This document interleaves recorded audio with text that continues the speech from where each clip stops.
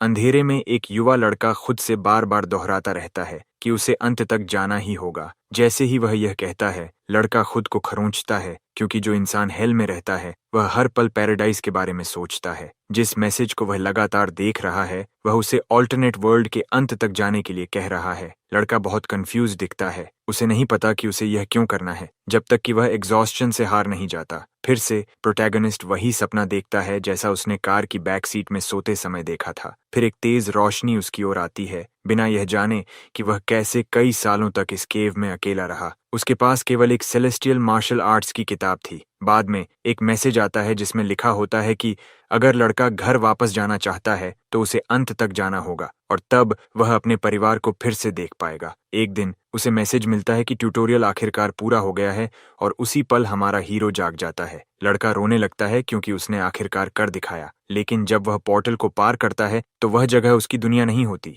असल में ये तो बस हर चीज की शुरुआत थी। लड़का निराशा में डूब जाता है, उसे समझ नहीं आता कि यह सब क्यों हो रहा है। उसे घर लौटने की कोशिश करते हुए 10 साल हो चुके हैं। उसी समय कोई प्रोटेगनिस्ट को आवाज देता है। कोई कहता है कि उसने लड़के की आवाज सुनी और देखने आया कि यह क्या है। और इसके अलावा वह आदमी कहता है कि वह लड़के को जाने देना चाहता था, लेकिन उसका परिवार भूखा है, इसीलिए उसे लड़के का मांस चाहिए। उसकी आंखों में डर साफ दिखता है। एक तलवार जमीन पर गिरती है। हमारा हीरो जिंदा है और उस आदमी को दोष दे रहा है जो हुआ उसके लिए। उसका दिमाग गिल्ट से भरे फ्रेजेस से भर जाता है। उसी समय एक मैसेज आता है जिसमें लिखा होता है कि मार्शल आर्ट्स का लेवल बढ़ गया है। इस ट्रेजेडी के बावजूद प्रोटैगनिस्ट एक नए लेवल पर पहुंच गया। धीरे धीरे प्रोटैगनिस्ट इस सिचुएशन को मजेदार मानने लगता है। वह तो बेकाबू होकर हंस भी रहा है। उसी पल जब उसने वह मैसेज देखा, प्रोटैगनिस्ट समझ गया कि उसे उस मार्शल आर्ट्स की किताब के साथ क्या करना है, जो था लेवल अप करना। अपनी दुनिया में वापस लौटने के लिए उसे मैक्सिमम लेवल तक पहुंचना होगा। अब प्रेजेंट डे में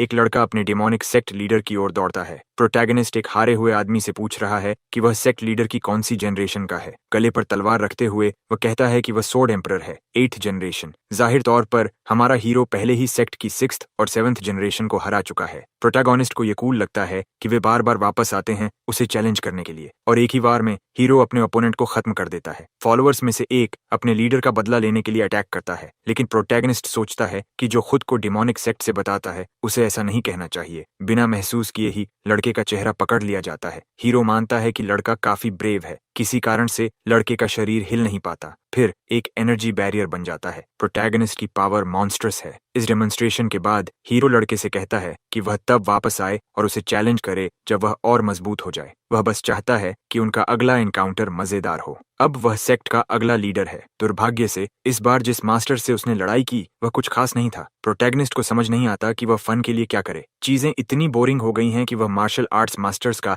एक ग्रुप बनाने के बारे में सोच रहा है। हमारा हीरो अपनी आंखें खोलता है और आसमान की ओर देखता है। उसे इस रियलिटी में जीते हुए 140 साल हो चुके हैं। शुरुआत में वह सिर्फ घर वापस जाना चाहता था, लेकिन अब उसे अपने परिवार के चेहरे भी याद नहीं है। उसके लिए पैराडाइज कभी था ही नहीं, क्योंकि यह हेल जैसी जिंदगी ही उसकी रियलिटी बन चुकी है। हीरो की पेशेंस अब अपनी सीमा तक पहुंच चुकी है। उसी समय एक मैसेज आता है। जाहिर है प्रोटैगनिस्ट मैक्सिमम लेवल तक पहुंच गया है। इसके साथ ही डिविनिटी असेंशन रिस्ट्रिक्शन हटा दी गई। मैसेज कहता है कि वह अर्थ पर वापस लौट रहा है। इतने लंबे समय के बाद आखिरकार ये हो रहा है। कर्डल को यह मजेदार लगता है कि जब उसने सब कुछ छोड़ दिया तब उन्हें उस पर दया आई। शायद वास्तव में ये बीइंग सिर्फ प्रोटैगनिस्ट के साथ खेल रहे हैं। अब हीरो एक डेटी की पावर तक पहुंच रहा है। समस्या ये है कि इसका कोई मतलब नहीं बनता, क्योंकि हमारे हीरो में अभी भी कार्नल डिजायर्स हैं। हमारा हीरो सोचता है कि क्या वह हमेशा से इमोशन से भरा हुआ था। इतना समय हो चुका है कि शायद उसका परिवार अब मौजूद ही नहीं है, इसीलिए अब उसमें वापस लौटने की इच्छा नहीं बची। उसे सिर्फ रिवेंज की भावना ही आगे बढ़ा रही थी। मैसेज पूछता है कि क्या वह अपनी दुनिया में वापस जाना चाहता है। हमारा हीरो उस इंसान से बदला लेना चाहता है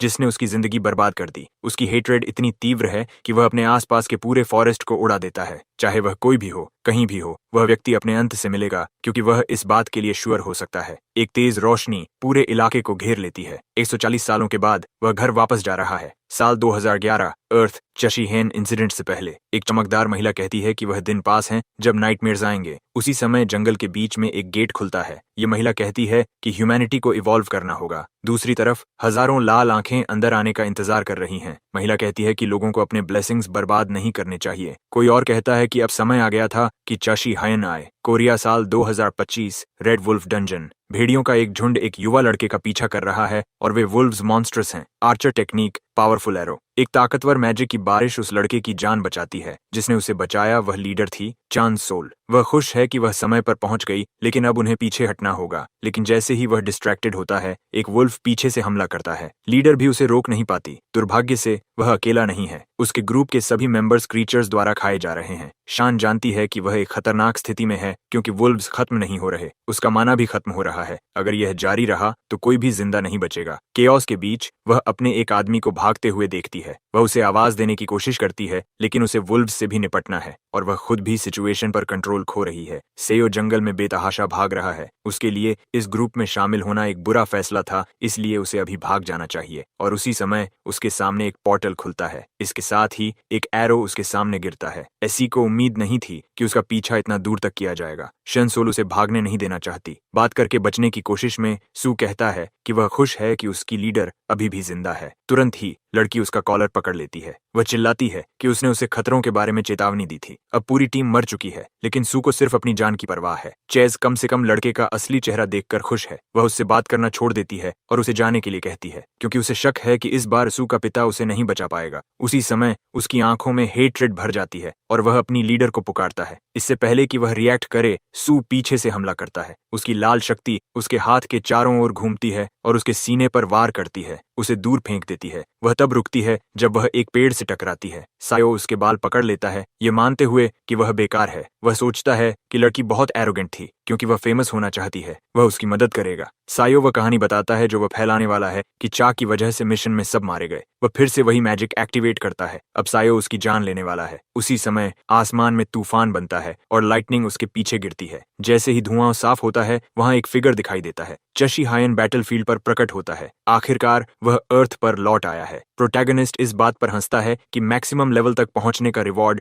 अर्थ पर लौटना है। यही वजह है कि वह रिवेंज की कसम खाता है और यह एक प्रॉमिस है। उसी समय हीरो एक आवाज सुनता है जो उसका मजाक उड़ा रही है। सीओ सोचता है कि प्रोटैगनिस्ट बहुत घमंडी है। वह जानना चाहता है कि वह कहां से आया है और किसके साथ जुड़ा है। चाशी हैन बस वहां से चलने लगता है। सायो को यकीन नहीं होता कि उसे नजरअंदाज किया जा रहा है। हीरो देखता है कि लड़की लड़ते हुए घायल हो चुकी है और मरने की हालत में है और उसे इग्नोर किया जा रहा है, जिससे सू और गुस्से में आ जाता है। लेकिन सबसे बुरी बात यह है कि उसने उस लड़के को चा के साथ देखा था और अब वह उसे जाने नहीं दे सकता। भले ही वह नहीं जानता कि वह कौन है, उसे खत्म करना होगा। शाशी हयान देखता है कि लड़की ने एक नेकलेस पहना है जो उसका ध्यान खींचता है। जब प्रोटैगनिस्ट लड़की को देख रहा होता है, सेया उसे चेतावनी देती है कि कुछ मत कहना, लेकिन वह जवाब का इंतजार भी नहीं करता और हमला कर देता है। लेकिन एक एनर्जी सर्ज उसे पीछे धकेल देता है। प्रोटैगनिस्ट की पावर ओवरवेलमिंग है और उसी पल CIA समझ जाता है कि वह खतरे में है। शाशी हयान कहता है कि वह पहले ही समझ चुका था कि क्या हुआ था। इससे भी ज्यादा उसे याद है कि लड़का उससे उसका नाम पूछता है, तो वह खुद को सुप्रीम सोर्ड का एम्परर बताते हुए अपना नाम शाशी हायन बताता है। बिना महसूस किए ही हीरो पहले से ही उसके ठीक सामने खड़ा होता है। प्रोटैगनिस्ट कहता है कि उसने जो भी कहा उसका सेयो के लिए कोई मतलब नहीं होगा। एक एनर्जी बीम निकलती है और लड़के को पूरी तरह डिसइंटीग्रेट कर देती है। वह एनर्जी जंगल के अंदर तक एक रास्ता बना देती है और एक मैसिव एक्सप्लोजन पैदा होता है। बेचारे लड़के का ज्यादा कुछ नहीं बचता। फिर हीरो उससे मुंह मोड़ लेता है। अब उसे सिर्फ जमीन पर पड़ी लड़की की चिंता है। वह उसका बड़ा भाई है। जब चा उननसिल छोटी थी, उसके माता पिता उसे उसके टैंट्रम रोकने के लिए डांटते थे। उसकी माँ कहती थी वह अब बड़ी हो रही है। उसके भाई ने कहा कि उसे बस अम्यूजमेंट पार्क बहुत पसंद है, लेकिन अगर वे वहाँ ज्यादा देर रुकते तो वो उनकी माँ की जिंदगी और मुश्किल बना देता। असली वजह यह थी कि वह इसलिए नहीं जाना चाहती थी क्योंकि उसका भाई साथ नहीं आ रहा था। वह पढ़ाई करने के लिए रुकता था। फिर उसने प्यार से उसके सिर पर हाथ फेरा। चैद एमल के बड़े भाई ने वादा किया कि यूनिवर्सिटी में होने के बावजूद वह हमेशा उससे मिलने आएगा। जब भी वे साथ होंगे वह उसे अम्यूजमेंट पार्क लेकर जाएगा। उस वादे के साथ वह खुश हो गई। गाड़ी में वापस उसने उसे उठाकर चलने के लिए कहा और उसने उसकी बात मान ली, यह जानते हुए कि एक दिन वह इतनी छोटी नहीं रहेगी। एक्सीडेंट के समय छठ अनसल्टेड खुद को पूरे समय दोष देती रही, यह सोचते हुए कि अगर वह इतनी जिद्दी न होती तो यह सब नहीं होता। अगर उसकी वजह से न होता तो उनके माता पिता अभी भी जिंदा होते। छोटी चिड़ अपने भाई को ढूंढती रही, लेकिन वह बिना किसी निशान के गायब हो गया। वर्तमान में उसका हाथ ठीक किया जा रहा है। अचानक वह जाग जाती। प्रोटैगनिस्ट कहता है कि वह ठीक हो जाएगी, लेकिन पूरी तरह ठीक होने में समय लगेगा। चेचाते पूछती है कि वह आदमी कौन है और वह जवाब देता है कि उसे पता था कि वह उसे पहचान नहीं पाएगी। वह कहता है कि अब वह उसे उठा नहीं सकता, लेकिन वजह यह है कि अब वह बड़ी हो गई है। उसकी प्रतिक्रिया होती है कि यह असंभव है। एक पल के लिए चॉन सोल को अपने बड़े भाई की झलक दिखती है। उसे याद आता है कि उसने कहा था कि अगर वह दूर भी हो तो भी उसे बहादुर रहना है। उसकी पहली प्रतिक्रिया गुस्सा होती है। आती है। फिर भावनाओं का मिश्रण आता है और वह बस यही पूछ पाती है कि वह इतने सालों तक कहाँ था। चाशी हायन उसे शांत करने के लिए गले लगाता है, लेकिन जैसे ही उसे अपनी स्थिति याद आती है, लड़की उसे धक्का देती है और सेयो को ढूंढने लगती है। तब उसका भाई उसे उस आदमी के बचे हुए हिस्से दिखाता है जो उस पर हमला कर रहा था। चाय गनसोल्ड सदमे में है। लड़की पूछती है कि यह किसने किया और वह जिम्मेदारी लेता है। उसी समय शाई उनसेल अपने भाई को पकड़कर कहती है कि उन्हें भागना होगा। बाद में अपार्टमेंट में चाशी हायन कहता है कि इस जगह को देखे हुए दशकों हो गए हैं और सब कुछ अभी भी वैसा ही है। उसकी बहन कहती है कि डायरेक्टर सियो कांग जिंग उनके पीछे आएगा। यह आदमी जो उस लड़के का पिता है जिसने उस पर हमला किया था, ऑरोरा गिल्ड का डायरेक्टर है और एक पूर्व गैंग मेंबर है जिसे बहुत खतरनाक माना जाता है। वह कोरिया के 11 हाई रैंक हंटर्स में से एक है। चांद सोल को मिशन में जो हुआ था वह बहुत पहले रिपोर्ट कर देना चाहिए था, इसलिए सियोकांग जिंग को अब तक अपने बेटे के बारे में पता चल गया होगा और वह सबसे बड़ा सस्पेक्ट होगी। चाशी हायन पूछता है कि क्या उसकी बहन इसी बात से परेशान थी। अगर ऐसा है तो वह इस सियोकांग को भी खत्म कर देगा, लेकिन लड़की उसे बेवकूफी भरी बातें बंद करने के लिए डांटती है। वह आदमी लेवल 50 से ऊपर है और यूं ही एग्जीक्यूटिव नहीं बना। इसके अलावा वह पहले ही पागल हो रही है क्योंकि उसका भाई जो 14 साल पहले गायब हो गया था अचानक वापस आ गया और अजीब बातें कर रहा है। वह कहती है कि माता पिता के जाने और भाई के गायब होने के बाद उसके लिए सब कुछ बहुत मुश्किल था। एक बार फिर वह जानना चाहती है कि वह इतने समय तक कहाँ था। पहली बार चाशी हाइम को अपने माता पिता के साथ क्या हुआ इसकी पुष्टि मिलती है। फिर वह कहता है कि उसकी बहन को उसका बात करने का तरीका अजीब लगता है। प्रोटैगनिस्ट कहता है कि वह इतने समय तक नूरिम नाम की जगह में रहा, लेकिन आगे बताने से पहले वह सब कुछ समझना चाहता है। वह जानना चाहता है कि हंटर क्या है, गिल्ड क्या है और क्या इस दुनिया में लेवल्स का कॉन्सेप्ट भी है। चायुन सोल उसे आराम से लेने को कहती है क्योंकि यह बहुत सारी जानकारी है, लेकिन वह इस विषय को बाद के लिए छोड़ना चाहती है। उसे अभी कुछ काम करना है। आर्चर ऑरोरा गिल्ड की ओर जा रही है, इसलिए उसे उसका इंतजार करना चाहिए। चाशी हायन अपने कमरे में जाता है और यह देखकर प्रभावित होता है कि कुछ भी नहीं बदला है। प्रोटैगनिस्ट भी सोचता है कि उसकी बहन अब पहले से ज्यादा मजबूत हो गई है। अब उसे वही कूल बड़ा भाई बनना है जो वह इन सालों में नहीं बन पाया। शुरुआत के लिए वह इस तथाकथित सील कांग जिन के पीछे जाने वाला है। तभी अपार्टमेंट के एंट्रेंस से एक तेज आवाज आती है। वहाँ 3 आदमी काले कपड़ों में खड़े हैं। उनमें से एक अंदर घुसने के लिए स्पेल एक्टिवेट करता है। तीनों दरवाजे पर खड़े होकर लड़ने के लिए तैयार हैं। उनमें से एक पूछता है कि लड़की कहाँ है। चाशी हायन को इसकी उम्मीद नहीं थी। सियो कांग जिन खुद उसके पीछे आ गया था। शानिल सीधे ऑरोरा गिल्ड ऑफिस की ओर गई, लेकिन उसे डर है कि जैसे ही वह अंदर कदम रखेगी उसे गिरफ्तार कर लिया जाएगा। वह यह भी सोचती है कि क्या कोई है जिससे वह मदद मांग सकती है। तभी ऑर्गेनाइजेशन की वाइस लीडर लीजी ही आती है और पूछती है कि क्या वह ठीक है। उसे लगा था कि लड़की गिल्ड लीडर के बेटे के साथ मिशन पर गई थी। वह जानना चाहती है कि क्या कुछ हुआ। चाय को उम्मीद नहीं थी कि वह लीजी से मिलेगी। आखिरकार यह महिला साउथ कोरिया की सबसे मजबूत लोगों में से एक है। वह वफादार और निष्पक्ष है, लेकिन उसके दिमाग में क्या चल रहा है यह हमेशा एक रहस्य रहता है। शायद यह उसका एकमात्र मौका है। अपार्टमेंट इन्वेजन पर वापस चाशी हायन को यह सब बहुत ही बेशर्म लगता है। वह इंट्रूडर्स को डांटता है कि किसी को भी किसी के घर का दरवाजा तोड़कर अंदर नहीं आना चाहिए। एक वॉरियर गुस्से में आ जाता है, लेकिन उसका लीडर उसे शांत रहने को कहता है। एसआईओ पूछता है कि चौनुल कहाँ है। उसे हीरो की परवाह नहीं है। प्रोटैगनिस्ट कहता है कि वह उस व्यक्ति को ढूंढ रहा है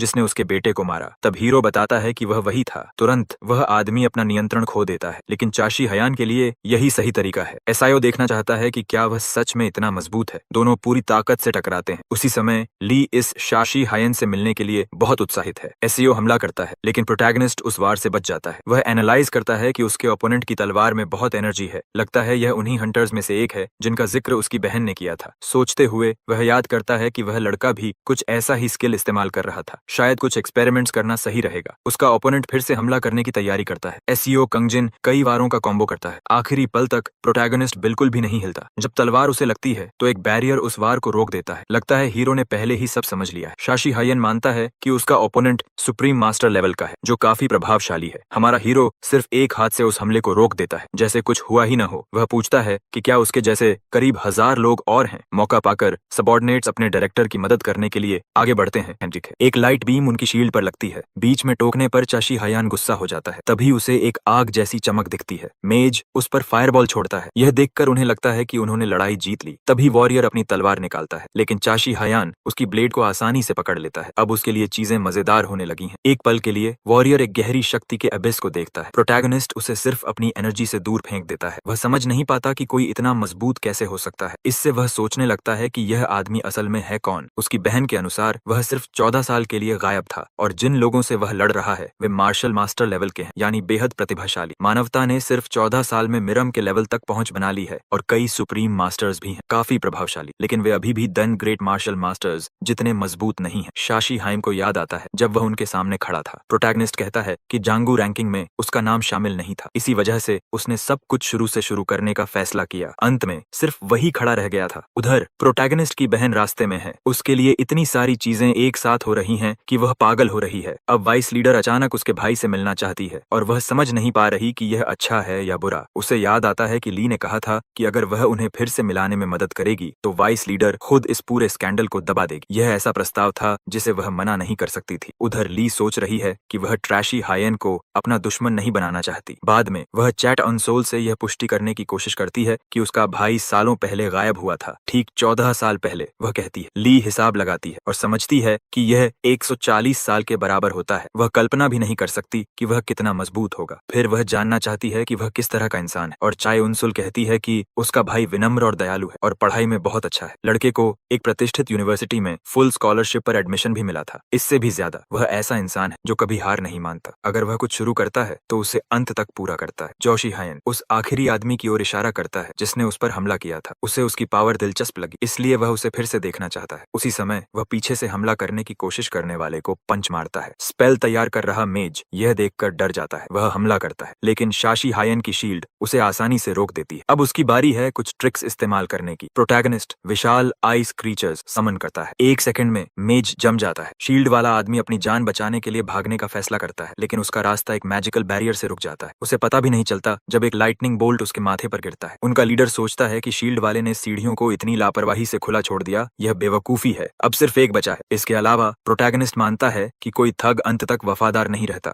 एसआईओ सोचता है कि उसका ओपोनेंट एक मेज है, लेकिन कोई भी मैजिक उसके हमलों को रोक नहीं सकता और उसने पहले ध्यान नहीं दिया। लेकिन अपार्टमेंट लड़ाई के बावजूद सही सलामत है। शायद यह एक बैरियर से सुरक्षित है। एसआईओ पूछता है कि क्या हीरो को पहले से पता था कि वे आने वाले हैं और उसने पहले से तैयारी कर ली। चाशी हायन कहता है कि उसने अपार्टमेंट को बचाने के लिए माइंड की सोर्ड का इस्तेमाल किया, क्योंकि वह नहीं चाहता था कि वे इसे नष्ट करें। लेकिन वह जानता है कि यह समझाना मुश्किल है। फिर भी जैसे ही वे उसके घर में दाखिल हुए, वे पहले ही उसके टेरिटरी में थे। लेकिन सू कसम खाता है कि वह अकेले नहीं मरेगा। उसकी बजर्क एबिलिटी एक्टिवेट हो जाती है। वह एनर्जी का एक एक्सप्लोजन छोड़ता है। चाशी हायन प्रभावित होता है कि उसने अपनी पावर इतनी बढ़ा ली खुद को बलिदान करने की उम्मीद में। एसईओ उसे नजरअंदाज करता है और आगे बढ़ता है। वह लगातार वार करता है। लगता है कि उसने अपने दिमाग पर पूरा नियंत्रण खो दिया है। एक तलवार हमारे हीरो की ओर उड़ती है। शाशी हायन कहता है कि वह सू को रिस्पेक्ट सिखाने वाला है और सिर्फ एक वार में वह उसे 2 हिस्सों में काट देता है। प्रोटैगनिस्ट उसे कहता है कि खुद को सम्मानित समझे, क्योंकि उसने सुप्रीम सोर्ड के एम्परर का वार सहा। ली और उसकी बहन आखिरकार अपार्टमेंट पहुंचते हैं और वे प्रोटैगनिस्ट को घर साफ करते हुए पकड़ते हैं, लेकिन वह कहता है कि वह बस वार्म अप कर रहा था, भले ही उसने सब कुछ लाल रंग से भर दिया हो। चायनसोल कहती है कि वह अब भी वापस आया है और पहले से ही परेशानी खड़ी कर रहा है, लेकिन उसका भाई कहता है कि उसे मिरिम जाना चाहिए और मजबूत बनना चाहिए। प्रोटैगनिस्ट फिर वाइस लीडर को नोटिस करता है। वह महसूस करता है कि उसकी energy celestial cultivation martial arts के साथ रेजोनेट करती है। एली हैरान होती है कि प्रोटैगनिस्ट साउंड ट्रांसमिशन भी इस्तेमाल कर सकता है। अब तक वह सोचती थी कि वह अकेली है, जब तक कि वह दूसरे वर्ल्ड में नहीं गई थी। अगले दिन चाउनोल अपने कमरे में सो रही है। अचानक वह बिना सोचे जाग जाती है। वह डरते हुए भागती है। चाय अंसूल अपने भाई को बुलाती है, तभी उसे उसकी आवाज सुनाई देती है। शाशी हायन मजाक भी करता है, पूछता है कि क्या उसने सोचा कि वह फिर से गायब हो गया। यह जानकर कि यह सपना नहीं है, वह पूछती है कि वह इतनी सुबह क्यों जागा है, लेकिन वह उसे 1 सेकंड रुकने को कहता है और अपना फोन चेक करता है और लगता है कि किसी चीज ने उसका ध्यान खींचा है। 1 हफ्ता हो गया है जब प्रोटैगनिस्ट वापस आया, लेकिन सब कुछ अभी भी एक सपना जैसा लगता है। वाइस लीडर ली जीही ने बस इतना कहा था कि वे फिर मिलेंगे। उसके बाद कुछ लोग आए और अपार्टमेंट साफ कर गए। उसी दिन एक न्यूज रिपोर्ट आई जिसमें सू जोंगयुन की दुखद मौत और उसके पिता के रिटायरमेंट अनाउंसमेंट का जिक्र था। एसईओ जिन ली ने अपना वादा निभाया, क्योंकि छतान सोल आखिरी मिशन की एकमात्र सर्वाइवर थी। गिल्ड कुछ समय तक उस पर नजर रखेगा और अब वाइस लीडर ने उसके भाई को बुलाया है, जिससे यह सवाल उठता है कि वह क्या योजना बना रही। वह बस यही उम्मीद कर सकती है कि उसका भाई सुरक्षित रहे। ली जीगी एक कैफे में अकेली बैठी है। चाशी हायन को यह मजेदार लगता है कि उसे किसी चीज की चिंता नहीं दिखती। आखिरकार वह हमेशा बॉडीगार्ड से घिरी रहती है। सबसे पहले वह कहती है कि वह जल्दी आ गया और फिर स्पष्ट करती है कि वे बॉडीगार्ड्स नहीं है, बस एक गार्ड है। जब शाशी हायन चाय का एक घूंट लेता है तो वह उसका स्वाद पहचान लेता है। ली कहती है कि वह सिर्फ उस चाय को पीने के लिए होमिन शहर जाया करती थी। बेशक जब वह मर्म में ऐसा करती थी, प्रोटैगनिस्ट सराहना करता है कि वह सीधे मुद्दे पर आ गई। वह समझाती है कि 3 लोग उस दूसरे वर्ल्ड में गए थे। उन दोनों के अलावा ट्वाइलाइट गिल्ड का लीडर पार्क टेडहून हयून भी था, जिसके साथ उसके गिल्ड की गहरी राइवलरी है। ली को उनके लीडर से बात करने के बाद कुछ बातें पता चली, जैसे कि 2011 में वह एक केव में जागा था और उसके पास सेलेस्टियल कल्टीवेशन मार्शल आर्ट्स नाम की एक किताब थी। जब वह केव से बाहर निकला तो वह खुद को मर्म की दुनिया में पाया। यह बिल्कुल वही अनुभव था जो प्रोटैगनिस्ट का था। उसे वही मैसेज मिला, अगर वह अपने वर्ल्ड में वापस आना चाहता था तो उसे उस दुनिया को पूरी तरह पार करना होगा। शशीद हयुंग ठीक उसी समय वापस आया जब हंटर और रेड एरा शुरू हुआ, और यह शायद उनकी उस दूसरे यूनिवर्स की यात्रा से जुड़ा है। वे पूछते हैं कि उसे डंजन्स के बारे में क्या पता है। वह कहता है कि 14 साल पहले जब एक गॉडेस प्रकट हुई तो उसके साथ रेड्स, मॉन्स्टर्स और आरपीजी जैसे क्लास सिस्टम्स भी आए। प्रोटैगनिस्ट जानना चाहता है कि वह और पार्क इस दुनिया में कैसे लौटे, और ली जवाब देती है कि वे मर गए। तुरंत वह एनर्जी में बदलाव महसूस करती। हमारा हीरो याद करता है कि उनसे उस दुनिया के अंत को देखने के लिए कहा गया था। चाशी हयन गहराई से बेचैन हो जाता है। वह सोचता है कि क्या गॉडेस जानती है कि उसे मिरिम में किसने भेजा। जैसे मैक्सिमम लेवल तक पहुंचने पर उसे अर्थ पर लौटने का मौका मिला,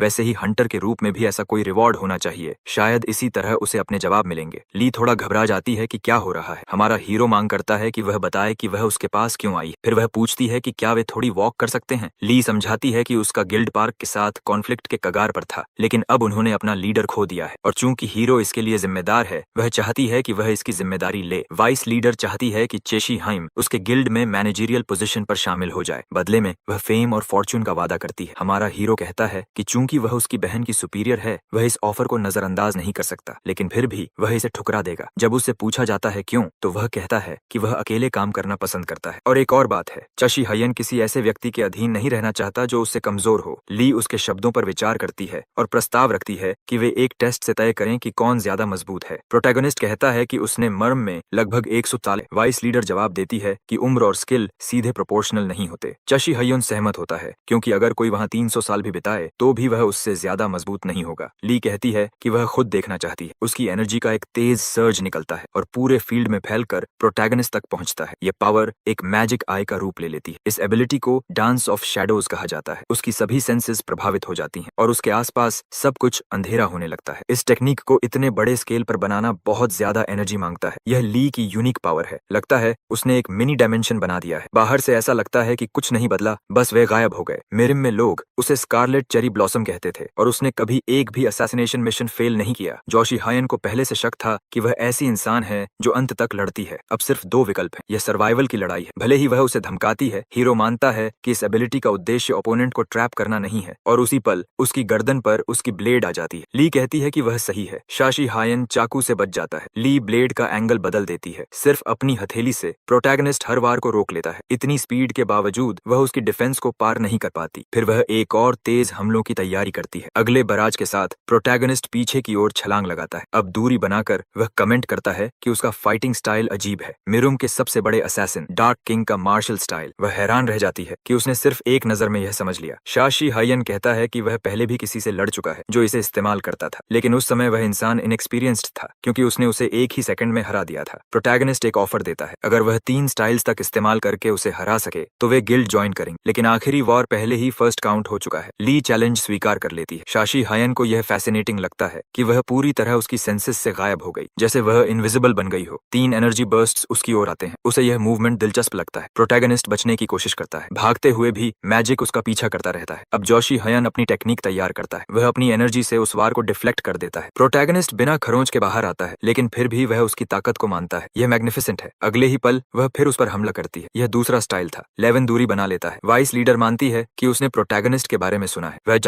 वह जानती है कि वह सभी मास्टर्स में सबसे ताकतवर था, इसीलिए चेरी हयन सबसे मजबूत होना चाहिए। जमीन से एनर्जी के स्टेक्स उठते हैं। ली फिर ऐलान करती है कि अगर वह उसे हरा दे तो वह दुनिया की सबसे ताकतवर बन जाएगी। प्रोटैगनिस्ट को यह चैलेंज इंट्रीगिंग लगता है। उसकी ताकत देखकर वह कुछ पल के लिए स्पीचलेस हो जाता है। यह उसका अल्टीमेट अटैक है, शैडो डैगर की टेक्निक। ली अपनी पूरी ताकत इसमें लगा देती। शैडोज हर दिशा से घेर लेते हैं। बचाव के लिए वह सोर्ड ऑफ द माइंड का इस्तेमाल करता है, जिससे एक बड़ा एक्सप्लोजन होता है। लाइट और शैडो एक दूसरे को ओवरपावर करने के लिए टकराते हैं। एनर्जी ली को लगती है। एक बड़ा पत्थर उसकी ओर उड़ता है, लेकिन उसका शरीर हिलता नहीं, जैसे कोई उसे रोक रहा हो। आखिरी पल में प्रोटैगनिस्ट उसे बचा लेता है। यह तीसरा स्टाइल था। सब खत्म हो गया। चाशी हायंग पूछता है कि क्या वह जारी रखना चाहती है। कांपते हुए वह हार मान लेती है। इसके बाद आसमान सामान्य हो जाता है। वह अब और नहीं लड़ेगी, लेकिन बदले में वह एक बात जानना चाहती है। ली जानना चाहती है कि उसने क्या किया, क्योंकि एक पल के लिए उसे लगा कि वह किसी ऐसी चीज से लड़ रही थी जिसे वह कभी हरा नहीं सकती। चाशी हयान कहता है कि वह सही है कि उस स्पेस में कॉन्फिडेंट रहे, उस रेल्म में वह किसी भी सामान्य इंसान से ज्यादा ताकतवर होगी। आखिरी शब्द उसे चौंका देता है। वह पूछती है कि वह किस लेवल तक पहुंचा। अंत में प्रोटैगनिस्ट मानता है कि यह एक अच्छा फाइट था। इसी वजह से वह ऑरोरा ज्वाइन करने के लिए मान जाता है, लेकिन उसे मटेरियल्स इन्फॉर्मेशन से सपोर्ट चाहिए होगा। फिर भी वह फ्रीलांसर रहेगा, ऑफिशियल मेंबर नहीं। वे एलाइज होंगे क्योंकि हमारा हीरो किसी के आदेश नहीं मानना चाहता। ली एक शर्त पर मानती है। उसे वादा करना होगा कि वह कभी भी ट्वाइलाइट गिल्ड ज्वाइन नहीं करेगा, और वह कसम खाता है, अपने नाम की कसम, सुप्रीम सोर्ड के एम्परर के रूप में। ली को यह नाम थोड़ा फ्लैशी लगता है। चाशी हयान कहता है कि वह अब और फॉलो नहीं किया जाना चाहता। यह आखिरी वार्निंग है। वाइस लीडर वादा करती है कि वह उनके रिलेशनशिप को नुकसान नहीं पहुंचाएगी। इसके बाद वह अपनी शर्ट फाड़ देता है। यह उसका अपॉलॉजी का साइन है। चाशी हयान मानता है कि वह उसे प्रोवोक कर रहा था, क्योंकि वह एक हाई रैंक हंटर को एक्शन में देखना चाहता था। एक पल के लिए वह थोड़ा एम्बैरेस्ड भी लगता है, लेकिन वह कहती है कि उसे कोई दिक्कत नहीं थी, क्योंकि इससे वह बिना रोक टोक अपनी पूरी ताकत से लड़ पाया। क्यूरियस होकर हमारा हीरो पूछता है कि उसने असैसिनेशन स्टाइल क्यों चुना। ली जवाब देती है, क्योंकि उसने कभी किसी को खत्म करने की डेस्परेट सोच रखी थी, और इसके साथ बात खत्म हो जाती है। हमारा हीरो उन मैसेजेस को याद करता है जो उसे मिलते थे कि अपने वर्ल्ड में लौटने के लिए उसे क्या करना होगा। चाशी हयान भी वही वेंजेंस की भावना महसूस करता है। एक डर्ट रोड के किनारे एक कार इंतजार कर रही। गार्ड पहले से ही चिंतित लगता है, और आखिरकार जब वह अंदर बैठती है तो वह पूछता है कि क्या वह ठीक है। आदमी ने नोटिस किया कि उसने डांस ऑफ शैडोज इस्तेमाल किया, और औरत कहती है कि वह उस टेक्निक से अपने टारगेट को खरोंच तक नहीं पहुंचा पाई। जैसा उम्मीद था, वह किसी भी नॉर्मल स्टैंडर्ड से बहुत आगे है। अब वह पूरी तरह माना से खाली हो चुकी है। इससे भी बुरा, उसने उसे छुआ तक। उसे यह भी नहीं पता कि वह खुद को कैसे डिफेंड कर रहा था। ली मान लेती है कि वह हार गई। आदमी फिर पूछता है कि क्या वह प्रोटैगनिस्ट को फेस्टिवल भेजने वाली है। वाइस लीडर कहती है कि वह पार्क के खिलाफ एक की प्लेयर होगा। उसे एक आदमी की बात याद आती है, जिसने कहा था कि उसे उसका लीड फॉलो करना होगा, क्योंकि वह मार्शल गॉड है। चाई हयांग के बिना उसे पता है कि वे डूम्ड हैं। प्रोटैगनिस्ट आखिरकार घर पहुंचता है, लेकिन कुछ कहने से पहले ही उसकी बहन दौड़कर उसे गले लगा लेती है, और वह पहले समझ ही नहीं पाता कि वह ऐसा क्यों कर रही है, क्योंकि अब वह उसे कसकर दबाने लगती है। अब से वह नहीं चाहती कि वह कहीं जाए या किसी खतरनाक चीज में शामिल हो। उसे डर है कि वह फिर से गायब हो जाएगा। चाशी हयान उसकी भावना समझता है, लेकिन वह बताता है कि वह हंटर बनने के बारे में सोच रहा है, और उसकी बहन इस बात से बिल्कुल भी खुश नहीं है। प्रोटैगनिस्ट समझाता है कि उसके पास जो मिस्टिकल क्यूब है वह उसे लाई जी ने दिया था। इस ऑब्जेक्ट से वह अपना स्टेटस विंडो एक्सेस कर सकता है। चाशी हयान उस आइटम को पकड़ता है। तुरंत क्यूब चमकने लगता है। आइटम धीरे धीरे टूटने लगता है। प्रोटैगनिस्ट को भी थोड़ा डिसअपॉइंटमेंट होने लगता है कि कुछ नहीं हो रहा। चाशी हयान बड़बड़ाता है, सोचते हुए कि ली एक स्कैमर है, लेकिन उसकी बहन उसे स्टेटस स्क्रीन एक्सेस करने को कहती है। दो इमेजेस सामने आते हैं। एक दिखाता है कि वह मैक्स लेवल पर है, और दूसरा लेवल 1 पर, जिसमें लिखा है कि उसके पास कोई क्लास नहीं है। ऑरेंज वाला मुरिम से है, और सिर्फ वही उसे देख सकता है। दूसरी तरफ ब्लू वाला उसका हंटर स्टेटस दिखाता है। उसकी बहन देखना चाहती है कि उसे कौन सा क्लास मिला, और वह हैरान रह जाती है। फिर वह खुशी मनाते हुए कहती है कि उसकी डेस्टिनी हंटर बनने की नहीं है, और यह सेलिब्रेट करने लायक बात है। इस दुनिया में 6 बेसिक क्लासेस हैं: warriors, shield bearers, mages, clerics, archers और रोग्स। हर कोई एक बेसिक क्लास से शुरू करता है, जिसे बदला नहीं जा सकता, और बाद में एडवांस क्लास में इवॉल्व होता है। उदाहरण के लिए चाइतनसूल, जो एक आर्चर था, शार्प शूटर बन गया। लेकिन प्रोटैगनिस्ट के पास इनमें से कोई भी नहीं है, जो उसके लिए प्रूफ है कि वह बस एक नॉर्मल इंसान है। बिल्कुल, एक नॉर्मल इंसान भी हंटर बन सकता है, लेकिन प्रॉब्लम एबिलिटीज में है। इसलिए वह चाहती है कि वह यह छोड़ दे। एक हंटर को लेवल अप करने और मॉन्स्टर से लड़ने के लिए स्किल्स पाने के लिए एक्सपीरियंस पॉइंट्स चाहिए होते हैं। इसके विपरीत, जिसके पास क्लास नहीं है, उसे टेक्निक्स मैन्युअली सीखनी पड़ती हैं। उदाहरण के लिए, सबसे सस्ता और सिंपल मिली कॉम्बैट क्यूब 20 मिलियन 1 का आता है। इसलिए क्लास वाले हंटर्स ऑटोमेटिकली लेवल अप करते हैं। जिनके पास क्लास नहीं होता, उन्हें इसमें लगातार पैसा डालना पड़ता है। तो सवाल यह है कि ट्रोन सोल के पास पैसा नहीं है, लेकिन फिर उसे याद आता है कि ली उसे स्पॉन्सर करने वाली है। दुर्भाग्य से उसके लिए वह उसके ब्लफ में नहीं आया। पीछे मुड़कर देखने पर अगर उसने वह अलायंस नहीं बनाया होता तो वह अभी बड़ी मुसीबत में होता। लेकिन बात यहीं खत्म नहीं होती। मर्म में मार्शल जीनियस होने का मतलब अर्थ पर यह है कि वह बिना टैलेंट का इंसान है। चियाक माउंटेन्स में यह ऑरोरा गिल्ड का ट्यूटोरियल रेड है, लेकिन इसे दूसरे शब्दों में भी बताया जा सकता है। यह बनी रेड है, जिसे अचानक एक एरो उड़ा देता है। चाशी हयान सोचता है कि यह रिडिकुलस है कि एक सिंपल रैबिट को पकड़ने के लिए उन्हें पूरी ताकत लगानी पड़ रही है। उसकी बहन कहती है कि कई रुकी हंटर्स इस जगह को हल्के में लेते हैं और मुसीबत में पड़ जाते हैं। यह एक लन स्टोन है। इसमें रॉ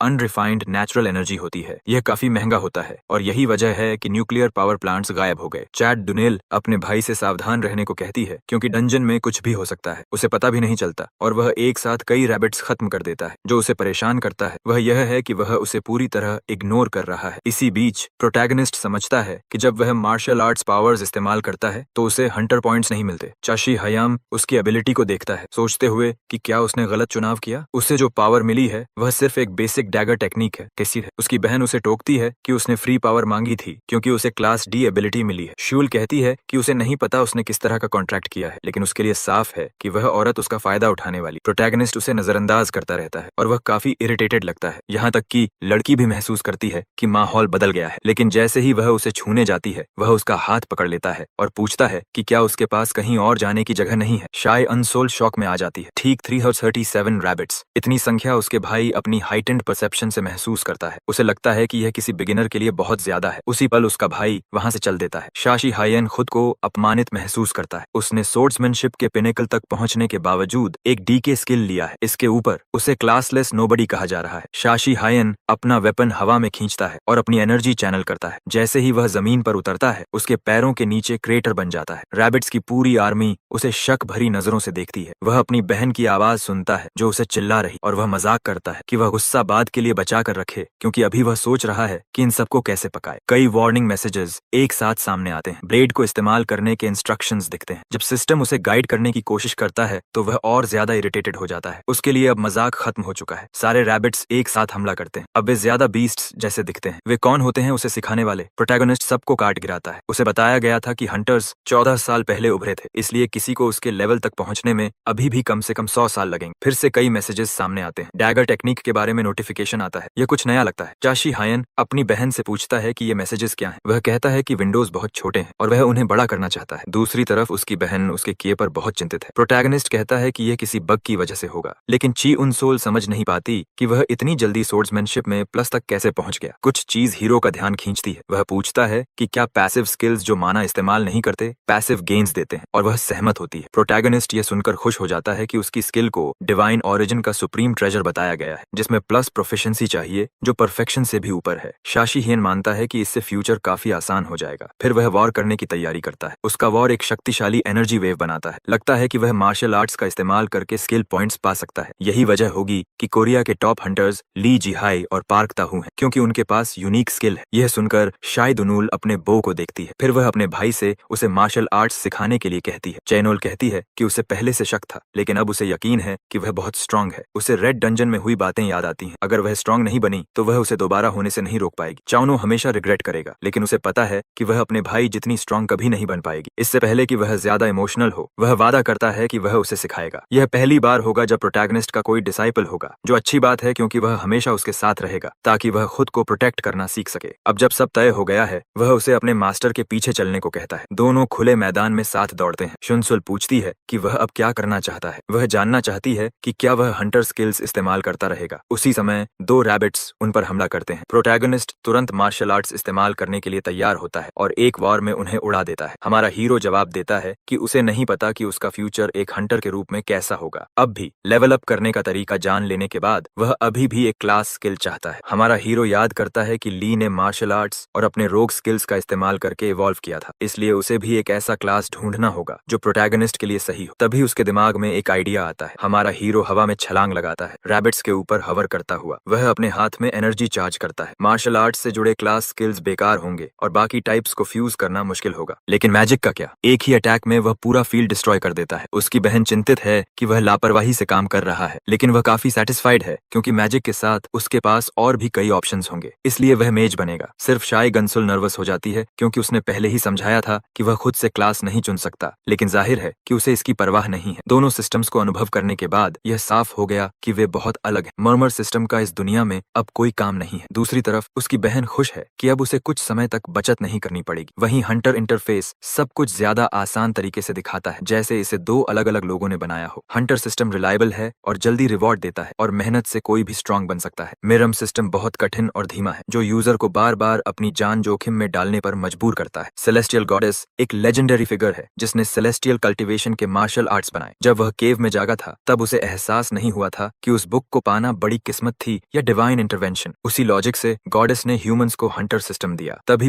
प्रोटैगनिस्ट समझता है कि मर्म सिस्टम बनाने वाला सेलेस्टियल गॉड था। ली के सपोर्ट के साथ 1 महीना हो चुका है जब से प्रोटैगनिस्ट डंजन्स में एडवेंचर कर रहा है। चिकन से लड़ते हुए हमारा हीरो फाइनली महसूस करता है कि वह कोरिया वापस आ गया है, क्योंकि उससे ज्यादा कोरियन खाना कोई नहीं। इस तरह वह ऑलरेडी लेवल 22 पर पहुंच चुका है। वहीं उसकी बहन 365 ब्लड वेसल्स का अध्ययन कर रही है। चायंस ने अपने इनर आर्ट्स को चैनल करना भी सीख लिया है। भले ही वह लड़ाई सीखने के लिए ज्यादा उम्र की हो, फिर भी एक रास्ता हमेशा होता है। क्यूरियस होकर उसकी बहन पूछती है कि वह क्या करने वाला है। वह कहता है कि वह जितना चाहे खून उगल सकती है। जाहिर है इससे वह बहुत डर जाती है। हमारा हीरो उसके सारे क्यूए चैनल्स खोल देता है, लेकिन उसके बाद शॉर्ट अनसोल ने बहुत अभ्यास किया। उसने तो कुछ बार उसके बाल भी लगभग जला दिए। वाइस डायरेक्टर कहती है कि प्रोटैगनिस्ट अच्छा कर रहा है, अब अग्रीमेंट को फॉर्मलाइज करने का समय है। हमारा हीरो हंसता है कि वह हमेशा इतनी डायरेक्ट रहती है। प्रोटैगनिस्ट कहता है कि काफी समय हो गया जब उसने उसे कॉल किया। ली उसके चेहरे के करीब आकर उसे डेट पर चलने का इन्विटेशन देती है। हैरानी के बाद, भले ही यह पहली बार है जब उसे किसी ने डेट पर बुलाया, प्रोटैगनिस्ट मना कर देता है। ली कहती है कि बुचन में एक नया डंजन आया है जिसका डेंजर लेवल 10 है और हंटर्स को वहां जाने के लिए कम से कम लेवल 50 होना चाहिए। इसलिए कोई भी लो लेवल हंटर वहां नहीं जा सकता सिवाय हमारे हीरो के। चाशी हायन पूछता है कि वह सिर्फ 2 लोगों के साथ इतनी खतरनाक जगह पर क्यों जाना चाहती है। सबसे पहले वह उस डंजन पर कंट्रोल पाना चाहती है, लेकिन वह चाहती है कि हीरो हंटर के रूप में जितनी जल्दी हो सके लेवल अप करे। प्रोटैगनिस्ट पूछता है कि क्या वह उसे कैरी करना चाहती है, लेकिन ली कहती है कि उसका बोलने का तरीका मूरिम के किसी बूढ़े आदमी जैसा नहीं है। हमारा हीरो पूछता है कि वह क्यों चाहती है कि वह स्ट्रांग बने। वाइस लीडर जवाब देने से पहले थोड़ा सोचती है। ली उसे सोलर फेस्टिवल के बारे में बताती है जो हर साल ऑरोरा और ट्वाइलाइट गिल्ड्स द्वारा आयोजित किया जाता है। यह कोरिया में सबसे बेस्ट तय करने की लड़ाई है जिसे हार्मनी के नाम पर प्रमोट किया जाता है, लेकिन असल में यह ताकत मापने के लिए होता है। दोनों गिल्ड्स लगातार लड़ाई में डंजन्स के लिए लड़ते हुए, और लोगों को नहीं पता कि अंदर क्या होता है क्योंकि इसे कभी पब्लिक नहीं किया जाता। चाशी हायन पूछता है कि इन लड़ाइयों की असली वजह क्या है, पहले से मानते हुए कि सिर्फ डंजन डिस्प्यूट कारण नहीं है। वह कहती है कि यह पार्क की वजह से है। उसने अचानक ऑरोरा पर हमला करना शुरू कर दिया जैसे वह पागल हो गया हो, सिर्फ इसलिए क्योंकि वह चाहता है कि सब लोग किसी सो कॉल्ड सेलेस्टियल गॉड को फॉलो करें। उसी पल प्रोटैगनिस्ट भड़क जाता है और उससे कहता है कि उसे इसके बारे में सब कुछ बताए, लेकिन ली कहती है कि उसे बस इतना ही पता है कि पार्क को मर्म से एक मैसेज मिला था। प्रोटैगनिस्ट सोचता है कि समस्या यह है कि वह दूसरों के स्टेटस विंडोज देख ही नहीं सकता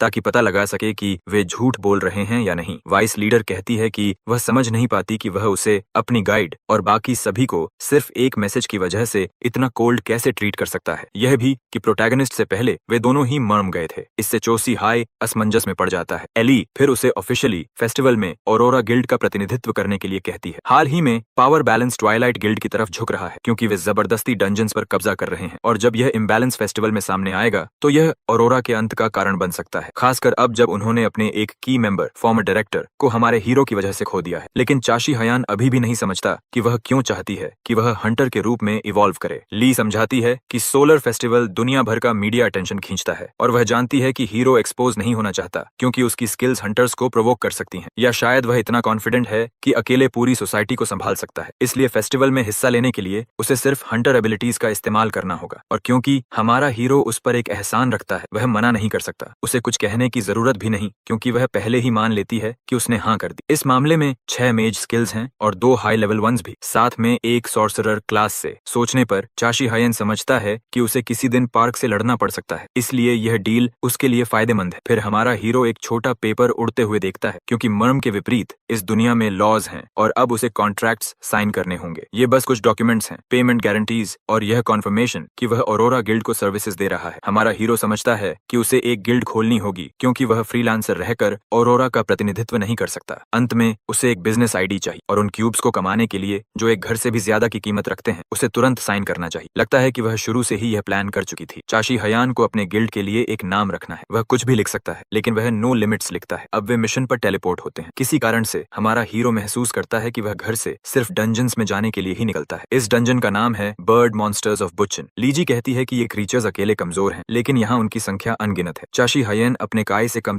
3000 महसूस करता है और प्रोटैगनिस्ट उत्साहित हो जाता है। उसके लिए जितने ज्यादा उतना अच्छा। हमारा हीरो एक लाइट स्पीयर बनाता है। इस अटैक से वह हवा में उड़ते क्रीचर्स को इलेक्ट्रोक्यूट कर देता है। ली हैरान हो जाती है क्योंकि उसने अभी यह टेक्निक सीखी है, लेकिन हीरो कहता है कि उसके लिए माना और की एक जैसे काम करते हैं। वह उसे कहती है कि वह ज्यादा ओवरडू न करे वरना उसकी एनर्जी जल्दी खत्म हो जाएगी, लेकिन प्रोटैगनिस्ट को ऐसा नहीं लगता। चाशी हयन पूछता है कि क्या डंजन्स में हमेशा सिर्फ एक ही प्रकार के मॉन्स्टर होते हैं। उसकी फ्रेंड कहती है हाँ, और हीरो को यह अजीब लगता है। ली बताती है कि डंजन डंजन्स के आने के 14 साल में हजारों खोजे जा चुके हैं और अब तक कभी एक डंजन में 2 अलग मॉन्स्टर टाइप्स नहीं मिले। तभी कुछ बर्ड मॉन्स्टर पर हमला करता है और उसके बचे हिस्से को दीवार से टकरा देता है। एक जायंट ड्रैगन गुस्से में दहाड़ता है। झील के किनारे एक आदमी कटोरे से दाना उठाकर मछलियों को खिलाता है। कहीं स्यू में ट्वाइलाइट गिल्ड के लीडर पार्क ताहून के घर में उसका सबॉर्डिनेट किम चोल्हो उसे बताता है कि ऑरोरा की वाइस लीडर अजीब व्यवहार कर रही है। उसके इंटेल के अनुसार वह एक रूकी को बहुत सपोर्ट दे रही है और उसके साथ कई डंजन्स में गई है, लेकिन लीडर को इस जानकारी में ज्यादा दिलचस्पी नहीं दिखती। असिस्टेंट आगे कहता है कि रूकी एक गिल्ड मेंबर का भाई है और वह कोई है जो 14 साल तक गायब रहा और अभी लौटा है। असिस्टेंट के पास और भी कहने को है, लेकिन आखिरी बात पार्क का ध्यान खींचती है और वह पूछता है कि वह रूकी कहाँ था। किम अपने रिपोर्ट को देखता है और कहता है कि उन्हें नहीं पता, लेकिन यह पता है कि ऑरोरा का फॉर्मर लीडर रिटायर नहीं हुआ था। वह इस रूकी का सामना करने के बाद गायब हो गया अपने बेटे की वजह से। पार्क कहता है कि वह आदमी अब जिंदा नहीं है। उसका असिस्टेंट इस बात पर यकीन करना थोड़ा मुश्किल पाता है। लीडर कहता है कि चाशी हयुन ही था जिसने उसे खत्म किया और इसी वजह से पार्क मानता है कि हमारा हीरो मर्म से आया है। हमारा हीरो हारे हुए क्रीचर्स को घूरता है। चाशी हयन सोचता है कि इन एबिलिटीज का इस्तेमाल उसके मर्म पावर से अलग महसूस होता है, लेकिन ली उसे टोकती है क्योंकि वह बहुत ज्यादा मजे ले रहा है। समस्या ये है कि वह कम से कम 1 घंटे से इस डंजन में है और आसपास सब कुछ नष्ट करने के बाद उसका माना कम हो रहा होगा। चाशी हयान उसे कुछ समझाना चाहता है। वह कहता है कि अगर कोई स्किल हो जो उसे अपनी लाइफ एनर्जी को माना में बदलने दे। प्रोटैगनिस्ट समझाता है कि मर्म में उसने इथीरियल बॉडी की पावर हासिल की थी जो उसे इन्फिनिट एबिलिटीज देती है और उसके पास सुप्रीम इटर्नल वाइटैलिटी भी है, लेकिन ली इन अजीब जानकारियों से ओवरवेल्म्ड हो जाती है। इसलिए प्रोटैगनिस्ट इसे आसान तरीके से समझाता है। हमारे हीरो के पास इन्फिनिट एनर्जी फ्लो है। भले ही मार्शल आर्ट अलग हो, सुप्रीम प्लेन पर पहुंचकर सब एक हो जाता है। असल में उसके लिए कुछ भी असंभव नहीं है क्योंकि वह मैक्सिमम लेवल पर है। यह सब कहने के बाद अब चाशी हायन बॉस को संभालने वाला है। ली सोचती है कि उसके जैसे किसी के साथ उसे फेस्टिवल में किसी बात की चिंता नहीं करनी चाहिए। एक क्रीचर मौका पाकर उसकी तरफ दौड़ता है, लेकिन वह उसे तुरंत खत्म कर देती। फिर वह अपना ध्यान अपने काम पर लगाती। आसमान क्रीचर्स से भरा हुआ है, लेकिन ली कुछ ही सेकंड में सबको काट गिराती। अटैक के बाद वह गिरने से बचने के लिए एक पहाड़ को पकड़ लेती। वह चट्टान का इस्तेमाल करके मोमेंटम लेती है और छलांग लगाती। वाइस लीडर एक मॉन्स्टर से दूसरे तक जाती है, उन्हें एक एक करके खत्म करती है। ली पहाड़ के किनारे तक पहुंचती है, लेकिन यह खत्म होता नहीं दिखता। मॉन्स्टर्स लगातार आते रहते हैं। वापस लौटने पर ली डंजन का डेंजर लेवल बदलने वाली है क्योंकि उनकी संख्या रिपोर्ट से कहीं ज्यादा है। वह मिशन के लिए परफेक्ट टीम कॉम्पोजिशन का फायदा उठा रही। टीम में एक मेज, एक आर्चर, एक क्लेरिक, एक स्काउट और कोई भी क्लास है। उसी समय उसे लगता है कि कुछ गलत है। जायंट ड्रैगन्स का एक समूह ऊपर उड़ता है। इतने बड़े होने के अलावा अब उसे समझ आता है कि एक ही डंजन में 2 प्रकार के क्रीचर्स क्यों हैं और वार लगने से पहले वह कूद कर बच जाती है, लेकिन तुरंत दूसरा आ जाता है। इस बार वह अपनी मैजिक तैयार करती है। समस्या यह है कि एक और ड्रैगन जिसे उसने देखा नहीं उसकी तरफ आ रहा है और वह हवा में ही हिट हो जाती है। ली समझती है कि वे डेमोनिक पावर्स का इस्तेमाल कर रहे हैं। पूरा डंजन सिस्टम टूट चुका है। किस्मत से वह आखिरी पल में खुद को बचा लेती। प्रोटैगनिस्ट इस पल का इंतजार कर रहा था। ली इरिटेटेड हो जाती है, समझते हुए कि उसे इन मॉन्स्टर्स के बारे में पहले से पता था, लेकिन उसने बॉस की बात कही थी। वह कहता है कि उसने जानबूझकर उन्हें आखिरी के लिए बचाया था। चाशी हायन समझाता है कि वह जानता है कि शॉक से वह फ्रीज हो गई थी, लेकिन वह जानता है कि वह इन मॉन्स्टर्स को संभाल सकती है। इसके अलावा हमारा हीरो कहता है कि उसे भूख लगी है और पूछता है कि वह फ्राइड खाना चाहती है या ग्रिल्ड, लेकिन वाइस लीडर कहती है कि यह मजाक का समय नहीं है। चाशी हायन एक हाथ में फायर मैजिक और दूसरे में लाइटनिंग मैजिक बुलाता है। ये उसकी नई एबिलिटीज में से कुछ हैं। वह इनका इंतजार कर रहा था। सभी ड्रैगन्स उसकी ओर उड़ते हैं। आसमान मरे हुए मॉन्स्टर्स से भर जाता है। जब प्रोटैगनिस्ट लड़ रहा होता है, ली कहती है कि उसे लगा था कि वह मैजिक का इस्तेमाल करेगा, लेकिन वह अपने फिस्ट्स इस्तेमाल कर रहा है। चेशी हायन कहता है कि यह प्योर मैजिक है। वाइस लीडर जो देख रही है उससे स्टन्ड हो जाती है। एक पोर्टल खुलता है और ड्रैगन्स लड़ने के लिए आते हैं। डर कर वह अपने दोस्त की मदद करने दौड़ती है, लेकिन वह हिलता भी नहीं और खुद को घिरने देता है। वह अपनी स्किल से हमला करती है। उसका लक्ष्य एक ओपनिंग बनाना है ताकि वे भाग सकें, लेकिन कुछ क्रीचर्स रास्ते से हटते ही नहीं, बल्कि वे अटैक्स को एब्जॉर्ब कर लेते हैं। मॉन्स्टर्स छोटे क्रीचर्स को सैक्रिफाइस कर रहे हैं। ली हमारे हीरो को पुकारती है। अब उसके लिए एक बात साफ है, छोटे क्रीचर्स खुद से या इंस्टिंक्ट से नहीं चल रहे, बड़े वाले उन्हें कंट्रोल कर रहे हैं, इसलिए वे खुद को अटैक्स के सामने फेंक रहे हैं। अब उसे पता है कि जीतने के लिए क्या करना है, उन्हें बड़े मॉन्स्टर्स को गिराना होगा, लेकिन उसकी चिंता यह है कि उसका दोस्त ठीक है या नहीं। ली को चाशी हायन की आखिरी झलक याद आती है। उसकी आंखों को देखकर उसने जानबूझकर डॉज नहीं किया था। यह बात उसे फ्रस्ट्रेट करती है कि वह कभी समझ नहीं पाती कि वह क्या सोच रहा है। ली हमारे हीरो की मदद करना चाहती है, लेकिन यह पहली बार है जब वे किसी एनोमली का सामना कर रहे हैं और डिफिकल्टी की लिमिट्स को पार कर रहे हैं। उसी समय उसे एक आइडिया आता है। क्रीचर्स बैटल में उलझे हैं और उनमें से एक अपनी पीठ पर खड़ी लड़की को नोटिस नहीं करता। उसका प्लान है उस मॉन्स्टर को ढूंढना जो यह केओस फैला रहा है, लेकिन बिना ध्यान दिए एक और क्रीचर उससे टकरा जाता है। फ्री फॉल में वह दूसरे मॉन्स्टर को टारगेट करती है। पकड़ बनाए रखने के लिए वह अपने डैगर्स में से एक का इस्तेमाल करती है। आखिरकार मॉन्स्टर्स उसका ध्यान रखते हैं, लेकिन अब बहुत देर हो चुकी और ली सोचती है कि 1-on-1 में वह इसे संभाल सकती, इसलिए वह शैडो डांस एक्टिवेट करती है। लेकिन वह अकेला नहीं है, यह एक ऐसा फाइट है जिसका कोई अंत नहीं दिखता। तभी एक स्पेल उसके शरीर को छूता है। कुछ ही पल बाद एक विशाल एक्सप्लोजन होता है। वाइस लीडर समझ नहीं पाती कि इतनी एनर्जी कहां से आ रही है। प्रोटैगनिस्ट डिवाइन सोर्ड मैजिक का इस्तेमाल कर रहा है, लेकिन वह सामान्य से कहीं ज्यादा बना रहा है। वह उसकी लिमिटलेस पावर को अपनी आंखों से देख रही है। चाशी हयान कहता है कि वह हंटर बनने का खेल खेलते खेलते थक गया है। एक साथ हजारों सोर्ड्स प्रकट होते हैं। लाइट की बारिश मॉन्स्टर्स को खत्म कर देती है। कुछ ही सेकंड में सब खत्म हो जाते हैं। फाइट खत्म हो चुकी है, लेकिन एक सवाल बाकी है। अगर ऐसा किसी और डंजन में हुआ तो?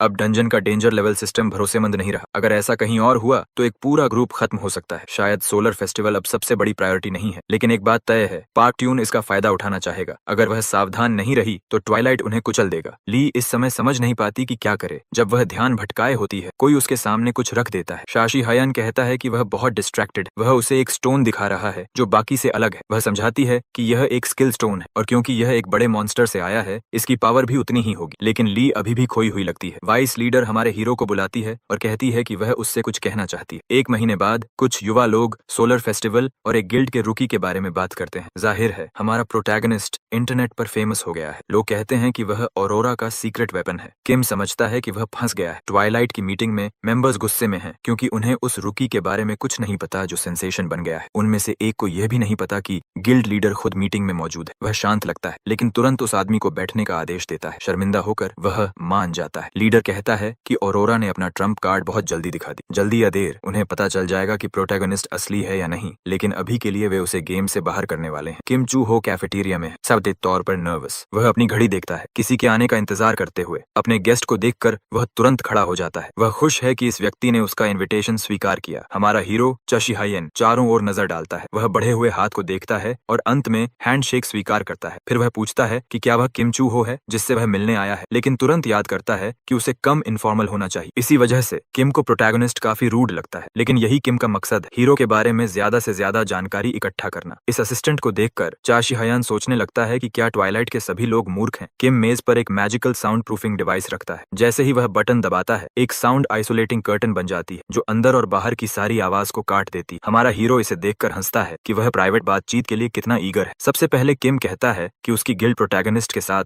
पार्टनरशिप करना चाहती है। चाशी हयान कहता है कि वह पहले से ही ऑरोरा के साथ कोऑपरेट कर रहा है। किम कहता है कि उसे यह पता है और यह भी कि प्रोटैगनिस्ट फाइनेंशियल सपोर्ट भी ले रहा है। इसके अलावा उन्हें सेयो जिन इंसिडेंट के बारे में भी जानकारी है और वे ली के साथ डंजन्स में प्रोटैगनिस्ट को ट्रैक कर रहे थे। फिर भी वे जानते हैं कि प्रोटैगनिस्ट ने ऑरोरा ज्वाइन नहीं किया। इसके बजाय उसने एक 1 मैन गिल्ड बनाई और ऑरोरा के साथ फ्रेंडली रिलेशनशिप रखा। यह सब जानते हुए किम समझता है कि प्रोटैगनिस्ट और गिल्ड के बीच एक गैप है, इसलिए वह एक डील ऑफर करता है, वादा करते हुए कि वह उसे सब कुछ देगा जो उसे चाहिए और उससे भी ज्यादा। चाशी हयांग उस आदमी के बारे में अपनी राय बदलता है। उसने मजबूत तर्कों के साथ एक परफेक्ट पिच दिया। किम पेपर वर्क समझाने की पेशकश करता है, लेकिन हमारा हीरो मना कर देता है। प्रोटैगनिस्ट कहता है कि वह सिर्फ क्यूरियोसिटी में आया था, लेकिन अब उसे लगता है कि यह समय की बर्बादी थी। फिर भी नेगोशिएशन बचाने की कोशिश में किम कहता है कि अगर वह फेस्टिवल में हिस्सा नहीं लेता तो वह बहुत पैसा कमा सकता है। लेकिन चाशी हयान कहता है कि ली का उस पर बहुत एहसान है और उसे हारना पसंद नहीं है। इसके बावजूद किम उसे जाने से रोकने की कोशिश करता है। उसके पास और भी बहुत कुछ कहने को था। तभी एक आदमी पूछता है कि वह दरवाजे को कब तक घूरता रहेगा। गिल्ड लीडर पूरे समय वहीं मौजूद था। पार्क याद करता है कि उसने किम से क्या कहा था। वह चाहता था कि उसका असिस्टेंट बातचीत को जितना हो सके लंबा खींचे, क्योंकि वह शुरुआत से सब सुन रहा था। किम माफी मांगने की कोशिश करता है, लेकिन पार्क कहता है कि अब इसका कोई फायदा नहीं। उसने जो देखा वह अजीब था। वह यह सोचते हुए चला जाता है कि यह चाशी हयान आखिर है कौन। ली मीटिंग में जो हुआ उसका रिपोर्ट पाती है और सोचती है कि पार्क जरूर गुस्से में होगा। हमारा हीरो कहता है कि पार्क शायद समझ चुका है कि वह मुरिम से आया है, लेकिन क्योंकि उसका टाइटल ज्यादा नहीं फैला, यह ठीक है। जैसे ही वह डाइनर में दाखिल हुआ, उसे पार्क का काय महसूस हुआ। ली मानती है कि अब वह कुछ समय तक उन्हें परेशान नहीं करेगा, क्योंकि उसका प्लान सफल नहीं हुआ। प्रोटैगनिस्ट पूछता है कि इन्वेस्टिगेशन कैसी चल रही, और वाइस लीडर कहती है कि अभी तक कोई एक्सीडेंट नहीं हुआ है। उसे याद आता है जब उसने उसे डंजन में असली मॉन्स्टर ढूंढने और उसकी जान बचाने के लिए धन्यवाद दिया था। हमारा हीरो पूछता है कि क्या वह किसी और तरह मदद कर सकता है, लेकिन वह कहती है कि अभी नहीं। लेकिन वह नोटिस करती है कि चाशी हयान थोड़ा उदास लग रहा है। जवाब देने से पहले ही उसकी बहन उसे कॉल करती है और कहती है कि जाने का समय हो गया है। इसके साथ वह फोन काट देता है क्योंकि वे दोनों एक सेमेट्री जा रहे हैं, एक कांच के पीछे उनके परिवार की तस्वीर है। चुनुल अपने पिता से कहती है कि उसका भाई आखिरकार लौट आया है, लेकिन हमारा हीरो यह सब दूर से देखता है। वह सोचता है कि यहाँ आना एक गलती थी। प्रोटैगनिस्ट अब एक बहुत अलग इंसान बन चुका है। वह रो भी नहीं सकता, ऐसी स्थिति में भी नहीं। वह अपनी इस इनह्यूमन साइड को अपनी बहन को नहीं दिखाना चाहता था। इससे कोई फायदा नहीं होगा। शुनसुल पूछती है कि क्या उसे कुछ महसूस नहीं होता। वह कहती है कि वह न तो दुखी दिखता है और न ही थोड़ा इमोशनल। उसकी बहन जोर देती है कि वह कुछ तो कहे। वह सिर्फ इतना कह पाता है, आई एम सॉरी, क्योंकि वह अब ऐसा इंसान बन चुका है जो वह नहीं दिखा सकता, जो वह देखना चाहती है। और यही बात शाह उनसोल को बहुत परेशान करती है। वह अपने भाई पर चिल्लाती है, कहती है कि वह उसकी बात समझ ही नहीं रहा। उसे सिर्फ एक चीज चाहिए थी। उसी पल उसे अपने बचपन की एक याद आती है। वह समझ नहीं पाती कि वह इतना बदल कैसे गया और अब इतना ठंडा क्यों हो गया। जाशी हायन अब उसे अपना भाई जैसा महसूस नहीं होता, लेकिन अब यह उसके लिए मायने नहीं रखता। वह वैसे भी लंबे समय से अकेली रह रही है। उसकी बहन उससे दूर चली जाती है। वह बार बार सोचता है कि उसे यहाँ नहीं आना चाहिए था, और वह सच में जानना चाहता है कि वह इतना बदल क्यों गया। वह यह भी समझना चाहता है कि उसके साथ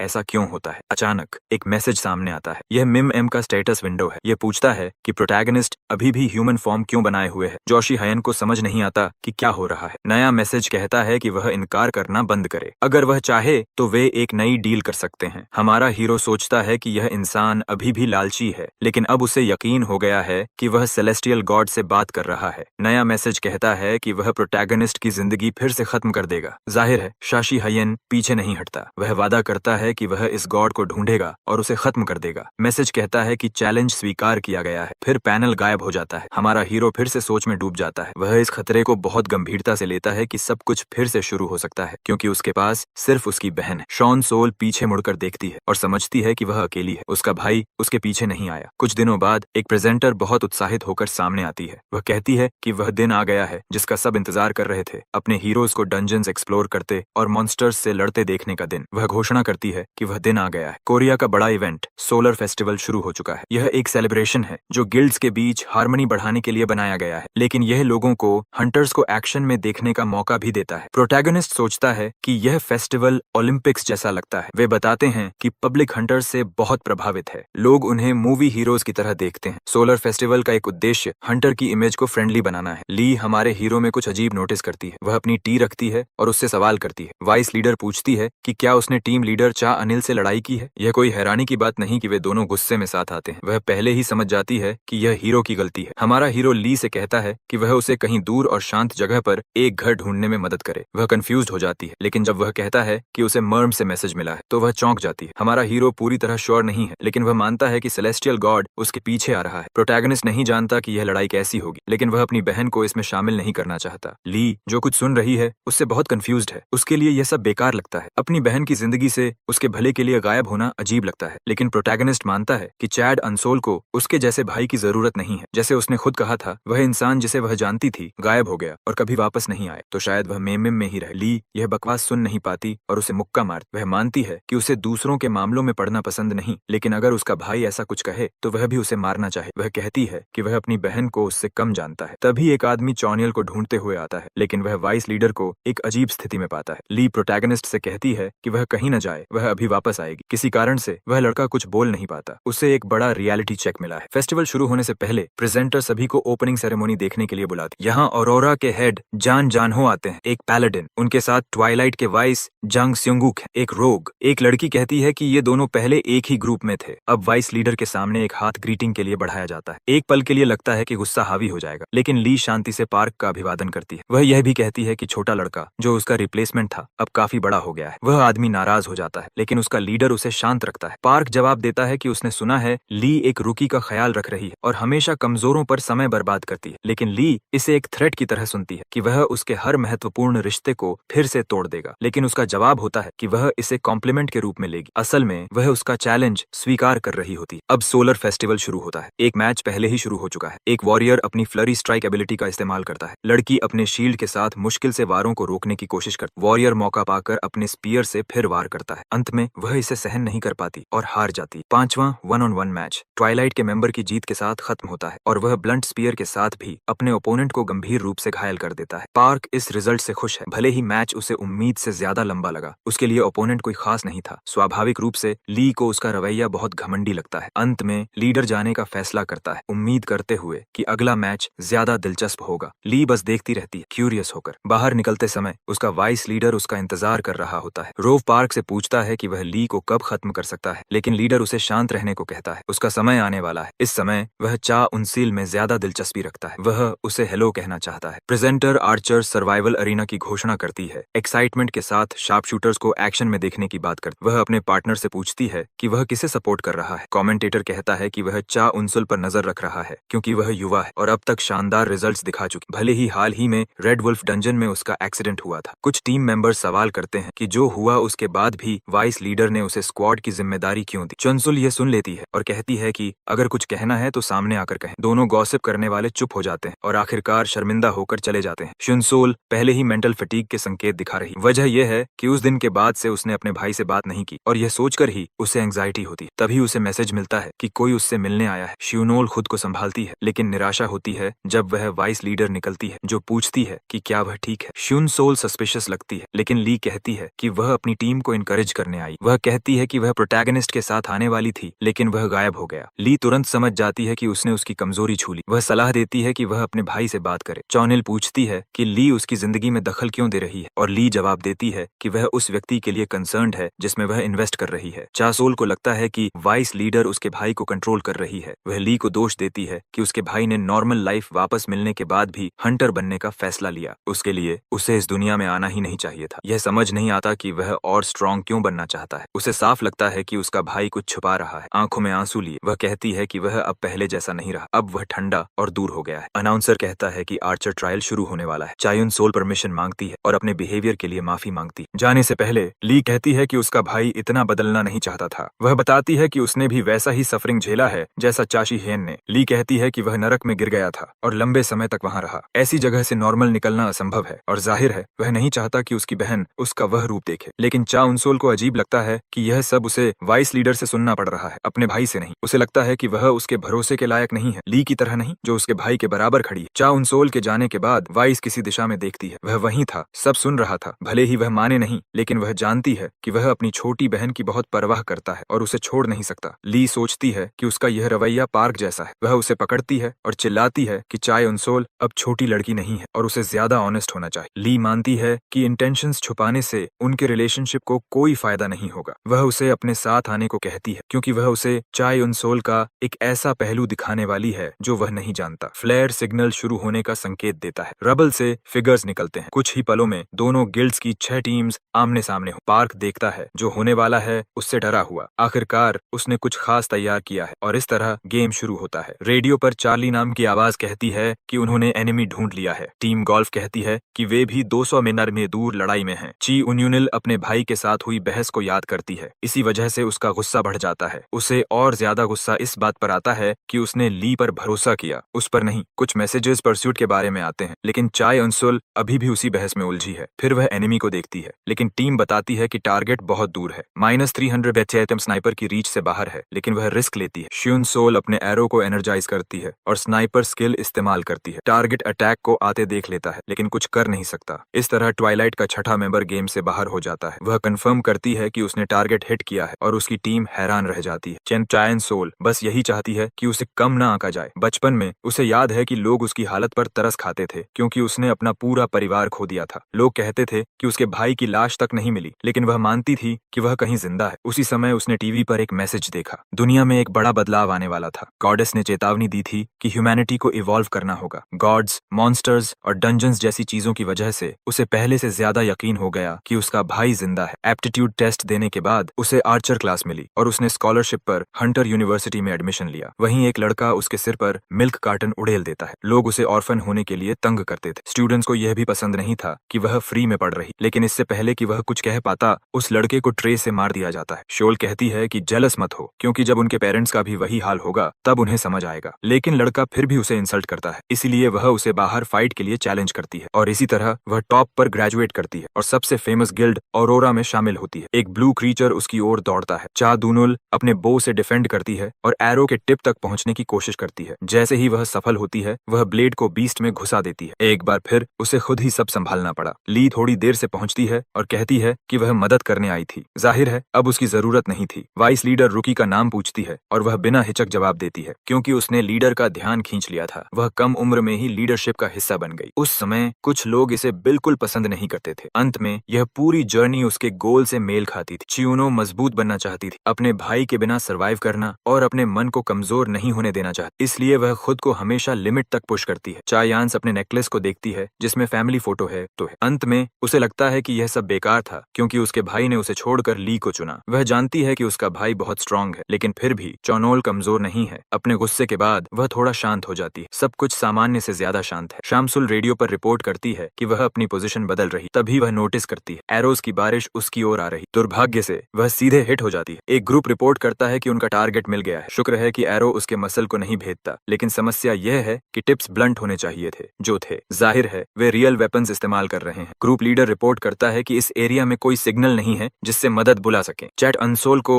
यह मजेदार लगता है और वह कहती है कि उसे कभी ऐसी चीज की जरूरत नहीं पड़ी। सबसे पहले वह एरो को फेंक देती है, फिर अपना बो तैयार करती है और सभी को एक साथ आने को कहती है। लीडर ऑर्डर देता है, एरोस की बारिश होती है, लेकिन वे सिर्फ रीजन ही ढूंढ पाते हैं। शुनसोल उन पर छलांग लगाती है। वह अपना आर्चर स्किल एक्टिवेट करती है। बो का टिप मैजिक से मल्टीप्लाई हो जाता है। इस बार वह खुद एरोस की बारिश करती है। दुर्भाग्य से अपनी इंजरी की वजह से वह एक को मिस कर देती है, लेकिन वह लड़का अपनी पूरी टीम को एक साथ गिरते देखकर फ्रीज हो जाता है। ट्रेनिंग एरोस के साथ उसने कभी नहीं सोचा था कि कोई इतनी डैमेज कर सकता है, वह भी इतनी करीब रेंज में। स्नाइपर्स लॉन्ग रेंज में स्पेशलाइज करते हैं, मार्क्समैन एक ही जगह अटैक पर फोकस करते हैं और रेंजर्स सबसे अजाइल होते हैं। भले ही चैट अंसोल अभी भी दर्द में है, वह बाकी को खत्म करने वाली है, लेकिन मौका देखकर एक और एनिमी हमला करता है। वह डॉज कर लेती है। अटैक्स उसके पास से निकल जाते हैं और वह मौका लेकर वार करती है। एनर्जी का बर्स्ट उसकी ओर जाता है, उसे हल्का सा छूता हुआ, लेकिन क्योंकि उसकी एबिलिटी बूमरैंग की तरह काम करती है, एरो वापस मुड़ता है और जब वह श्यानसोल पर चिल्ला रहा होता है उसे पता ही नहीं चलता। अंत में वह पीछे से हिट होता है, एक और गिर जाता है। चियोंग सोल जीत जाती है। अंत में लड़ाई एक ड्यूअल बन जाती है। दोनों एक दूसरे को घूरते हैं। बैटल के तनाव के बीच वह जिसे गोली मारी गई थी फिर से उठ खड़ा होता है। वह मौके का फायदा उठाकर पीछे से उस पर हमला करता है। तीर शाह और सोल की ओर उड़ता है। सबसे बुरी बात यह है कि उसे पता ही नहीं चला कि क्या हो रहा था, लेकिन आखिरी पल में तीरंदाज को अपने भाई की मार्शल आर्ट्स के बारे में कही बात याद आती है। एक मास्टर की तरह वह हवा में ही तीर पकड़ लेती। शूटर अपनी आंखों पर यकीन नहीं कर पाता। चुनसोल बिजली की तरह आती है। वह ऐसा जोरदार मुक्का मारती है जैसा किसी ने कभी नहीं खाया। अब तो पक्का है कि वह उठने वाला नहीं है। चुनसोल को यकीन है कि अब सिर्फ एक बचा है। वह वादा करती है कि वह उस आदमी को पीटेगी, लेकिन तीरंदाज रोने लगता है, कहता है कि वह सरेंडर करता है। तभी रीइंफोर्समेंट्स आ जाते हैं। बिना समझे ही तीरंदाज के सिर में तीर लग जाता है। टीम चैट अंसोल का शानदार काम के लिए धन्यवाद करती है। धन्यवाद देते हुए भी वह कहती है कि उन्होंने बहुत देर कर दी। छठे राउंड के अंत में औरोरा टीम प्रतियोगिता जीत जाती है। जाहिर तौर पर सिग्नल गिर गया था और किसी ने नहीं देखा कि क्या हुआ, लेकिन कहा जाता है कि शॉन सोल ने एक साथ 4 प्रतियोगियों को हरा दिया। यहाँ तक कि जो 2 लोग पहले उसका मूल्यांकन कर रहे थे उन्हें भी मानना पड़ता है कि वह कमाल की थी। अंत में शुन मानती है कि वह मदद लेना नहीं चाहती थी। चुन सोल को अपने भाई की वजह से क्लेयरवॉयंस की एबिलिटी मिली है। एक हेलीकॉप्टर इलाके के ऊपर उड़ता है और सब कुछ देख रहा है जैसे प्रोटैगनिस्ट। बेशक ली गर्व से चमक रहा है, लेकिन चाशी हयाम भी खुश है। हालांकि वह मजाक करता है कि वह मार्शल आर्ट्स की वजह से बच गई। अंत में वह मानता है कि वह अपनी बहन को अच्छी तरह नहीं जानता, लेकिन वह मानता है कि वह ज्यादा मजबूत है। इसलिए हमारा हीरो वादा करता है कि वह उसके साथ बच्चे जैसा व्यवहार करेगा। अंत में वह सच में अपनी छोटी बहन पर बहुत गर्व करता है। ली सोचता है कि कम से कम ब्रॉडकास्ट बंद हो गया था और पार्क नहीं देख पाया कि क्या हुआ, लेकिन वह वास्तव में देख रहा था और उसने उसे मार्शल आर्ट्स इस्तेमाल करते हुए देखा। अगले दिन अम्यूजमेंट पार्क में शुनसोल चाहती है कि उसका भाई खुद बताए कि उसने चैलेंज में कैसा किया, लेकिन वह ऐसा दिखाता है जैसे इसका उससे कोई लेना देना नहीं। वह कहती है कि शायद उसके भाई के लिए, जो दुनिया का सबसे ताकतवर इंसान है और जिसके पास ब्लाह ब्लाह ब्लाह का टाइटल है, ये बिल्कुल भी इंप्रेसिव नहीं है, खासकर क्योंकि अंत में उसका माना खत्म हो गया था। लेकिन ऐसा नहीं है, उसके लिए वह मजबूत थी। उससे भी ज्यादा वह अपना रास्ता खुद बना रही। हमारा हीरो उससे चीजें छिपाने के लिए माफी मांगता है क्योंकि वह बस एक बड़े भाई की तरह व्यवहार करना चाहता था। कारण यह है कि उसे अभी भी वह छोटी बच्ची याद आती है, इतना कि उसने ध्यान ही नहीं दी कि अब वह एक औरत बन चुकी। शाशी हयान कहता है कि वह उस व्यक्ति का पीछा करने के लिए हंटर बना जिसने उसे उस दुनिया में भेजा। उसे विश्वास है कि मैक्सिमम लेवल तक पहुंचकर वह ऐसा कर पाएगा और वह अपनी बहन को इसमें घसीटना नहीं चाहता था। शाई अंसोलल उसे चिढ़ाती भी है, कहती है कि ये बातें कहना इतना मुश्किल नहीं था। वह सिर्फ यह चाहती है कि उसका भाई वादा करे कि वह फिर कभी गायब नहीं होगा और उसे यह पूरी तरह से कहना होगा। शुनसोल कहती है कि इतने समय तक वह उसके साथ ईमानदार नहीं था। एक भाई के रूप में उसे छोड़ा हुआ महसूस हुआ, चाहे वह चाहे या नहीं, वह उसे समझता है। इसलिए वह पिंकी प्रॉमिस करता है और खत्म होने से पहले उसे एक और बात कहनी है। उसका टाइटल ब्ला ब्ला ब्ला नहीं है, बल्कि emperor of the supreme sword है। बेशक वह उसे कहती है कि वह खुद ही भाड़ में जाए। सभी स्पेक्टेटर्स को चेतावनी दी जाती है कि 1 आवर में महान बैटल शुरू होगा। अब प्रोटैगनिस्ट की बारी है गेम में प्रवेश करने की और चा उनसोल पूछती है कि क्या वह सच में वह आउटफिट पहनने वाला है। हीरो कहता है कि यह कंफर्टेबल है, लेकिन जाने से पहले वह कहता है कि यह अजीब था कि उस ग्रुप ने खास तौर पर पर उसे टारगेट किया। चैट डोनोलुल कहती है कि डंजन्स में 2 ग्रुप्स का ऐसे लड़ना काफी सामान्य है, लेकिन यह पहली बार था जब उसने उन्हें इतना खुलकर ऐसा करते देखा। लेकिन उसके लिए यह सिर्फ यह साबित करता है कि वह ऑरोरा की एस है, और यह सुनकर प्रोटैगनिस्ट सिर्फ यही सोच सकता है कि वे सच में सिबलिंग्स हैं। यह उसे सोच में डाल देता है क्योंकि उसे गॉड की थ्रेट याद आती है। बाद में ऑरोरा का लीडर खुद हमारे हीरो से मिलने आता है। ली का वादा है कि वह महान बैटल में वैनगार्ड बनेगा। इंट्रोडक्शंस के बाद लीडर बाकी मेंबर्स से मिलने चला जाता है। चाशी हायन पूछता है कि क्या वह अमुम्बा ब्रेन बॉस है जिसके बारे में ली ने कभी नहीं बताया और जो उससे भी कमजोर है। वह आदमी लेवल 60 का है। वे अलविदा कहते हैं,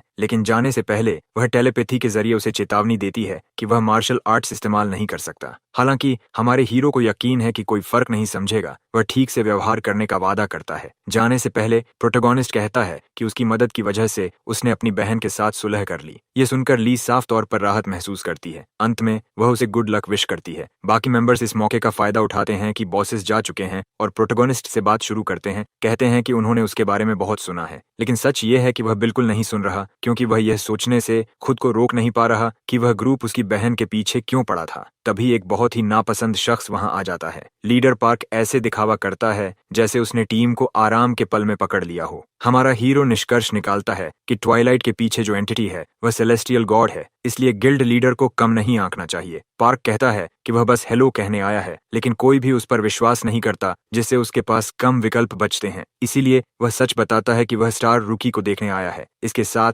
एनिमी गिल्ड का लीडर प्रोटैगनिस्ट का स्वागत करता है। चेहरे पर बड़ी मुस्कान के साथ वह कहता है कि वे अभी तक मिले नहीं हैं। ये जानते हुए भी कि यह झूठ है, प्रोटैगनिस्ट मान लेता है कि यह पहली बार है जब वे एक दूसरे से मिले हैं। पार्क उम्मीद करता था कि उसकी एनर्जी रेजोनेट करेगी, लेकिन ऐसा नहीं हुआ, जिससे वह उलझन में पड़ जाता है, क्योंकि यह उसके लिए सबूत होता कि हमारे हीरो ने ही चांद सोल को मार्शल आर्ट सिखाया। जिसे शाशी हयान पहचानता है वह असिस्टेंट है। शिष्टाचार में हमारा हीरो अफसोस जताता है कि उनका रिश्ता आगे नहीं बढ़ पाया। प्रोटैगनिस्ट इस मौके का फायदा उठाकर हंटर ट्रायल के दौरान उसकी बहन के साथ जो हुआ उसके लिए उसे पर्सनली धन्यवाद देता है। वह साफ कर देता है कि इसका बदला लिया जाएगा। पार्क बस इतना कहता है कि वह इसे देखने के लिए उत्सुक है। चाशी हायन को फर्क नहीं पड़ता कि यह आदमी कौन है, क्योंकि उसने उसकी छोटी बहन को छेड़ा। वह वादा करता है कि वह ऑडियंस को अब तक का सबसे बड़ा शो दिखाएगा और दूसरे गिल्ड को खत्म कर देगा। अनाउंसर बहुत उत्साहित होकर सबका धैर्य के लिए धन्यवाद करता है। मेन अट्रैक्शन का पल आ गया है। ऑरोरा और ट्वाइलाइट के बीच महान बैटल शुरू होने वाला है और यह घोषणा सुनते ही भीड़ पागल हो जाती है। ऑरोरा के वैनगार्ड के रूप में रिप्रेजेंटेटिव वह रुकी है जो इस समय सबसे ज्यादा चर्चा में है। गिल्ड का वैनगार्ड है चाशी हायन, लिमिटलेस गिल्ड का लीडर। पहली बार कोई आउटसाइडर गिल्ड का प्रतिनिधित्व कर रहा है। कोई नहीं जानता कि वह कौन है और यही उसका सीक्रेट वेपन होगा। अब ट्वाइलाइट का वैनगार्ड आता है, ब्लेजिंग कैरिज्मा वाला मेज, किंग ऑफ फायर, ड्रैकोनिक रीजन। चाशी हायन को कैरिज्मा वाला चीजी कमेंट मजाकिया लगता है। इस तरह पहली बैटल शुरू होती है। पार्क उम्मीद करता है कि उसका मेज लड़ाई को जितना हो सके लंबा खींचे, ताकि वह हमारे हीरो की सारी एबिलिटीज देख सके। र्यू जानता है कि उसके बॉस की यही इच्छा है, लेकिन लड़ाई शुरू होते ही उसका ओपोनेंट हवा में उड़ रहा है। लेविटेशन एक सिंपल स्किल है और अनाउंसर कहता है कि यह लड़ाई शुरू करने का दिलचस्प तरीका है। यहाँ तक कि गिल्ड लीडर भी कंफ्यूज्ड है, लेकिन ली जानता है कि वह बस शो ऑफ कर रहा है। मेज र्यू लेवल 50 का है। वह लगभग स्युकंग जिन के बराबर का हंटर है। अगर प्रोटैगनिस्ट मार्शल आर्ट्स इस्तेमाल कर सकता तो लड़ाई आसान होती, लेकिन क्योंकि वह सिर्फ हंटर स्किल्स इस्तेमाल कर सकता है, ये थोड़ा मुश्किल हो सकता है। चाशी हायन का करंट लेवल 53 है। सच ये है कि उसके पास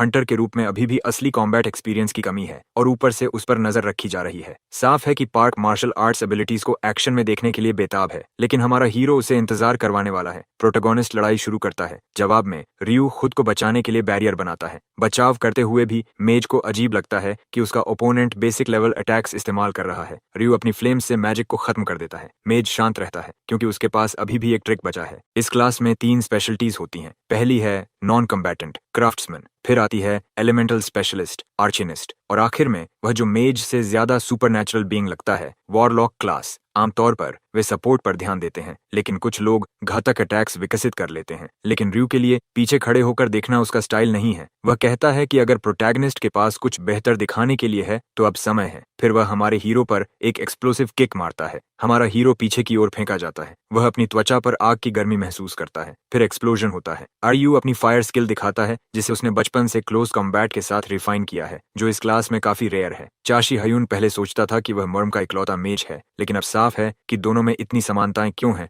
और क्यों रियू ने उसे इतना अजीब एहसास दिया। रियू एक आखिरी चेतावनी देता है, फिर वह अपनी यूनिक एबिलिटी एक्टिवेट करता है। वह मांग करता है कि हमारा हीरो अपनी सारी ताकत दिखाए। फायर ड्रैगन सीधे उसकी ओर आता है। चाशी हैन उसे एक सरप्राइज दिखाने का फैसला करता है। सिर्फ एक इशारे से फायर मैजिक 2 हिस्सों में कट जाता है। रियू मुंह के बल जमीन पर गिरता है। उसे समझ नहीं आता कि ऐसा कैसे संभव है। यहाँ तक कि अनाउंसर भी यकीन नहीं कर पाती कि उसने क्या देखा। वह बस इतना कह पाती है कि उसके लिए आग बस गायब हो गई। लेकिन कुछ स्पेक्टेटर्स को यह अलग लगा। उनके लिए ऐसा था जैसे फ्लेम्स को एक सुप्रीम फोर्स ने कुचल दिया हो। ऑरोरा का लीडर सुप्रीम ली से पूछता है कि अभी क्या हुआ। हालांकि वह उसे मार देना चाहती है, लेकिन वह बस कहती है कि उसे भी नहीं पता क्या हुआ। पार्क सब कुछ चुपचाप देख रहा है, लेकिन वह भी नियंत्रण खोने के कगार पर है। अनाउंसर कहती है कि रायू की सबसे ताकतवर टेक्निक भी प्रोटैगनिस्ट को छू तक नहीं पाई, और यही बात अब रायू को पागल करने वाली है। बिना परिणामों के बारे में सोचे वह अपने ओपोनेंट पर टूट पड़ता है। चाशी हैन मेज का मजाक उड़ाता है कि सिर्फ पावर गैप समझते ही उसने अपना कंट्रोल खो दिया। रियू किक मारने की कोशिश करता है, लेकिन पूरी तरह चूक जाता है। गुस्से में डूबकर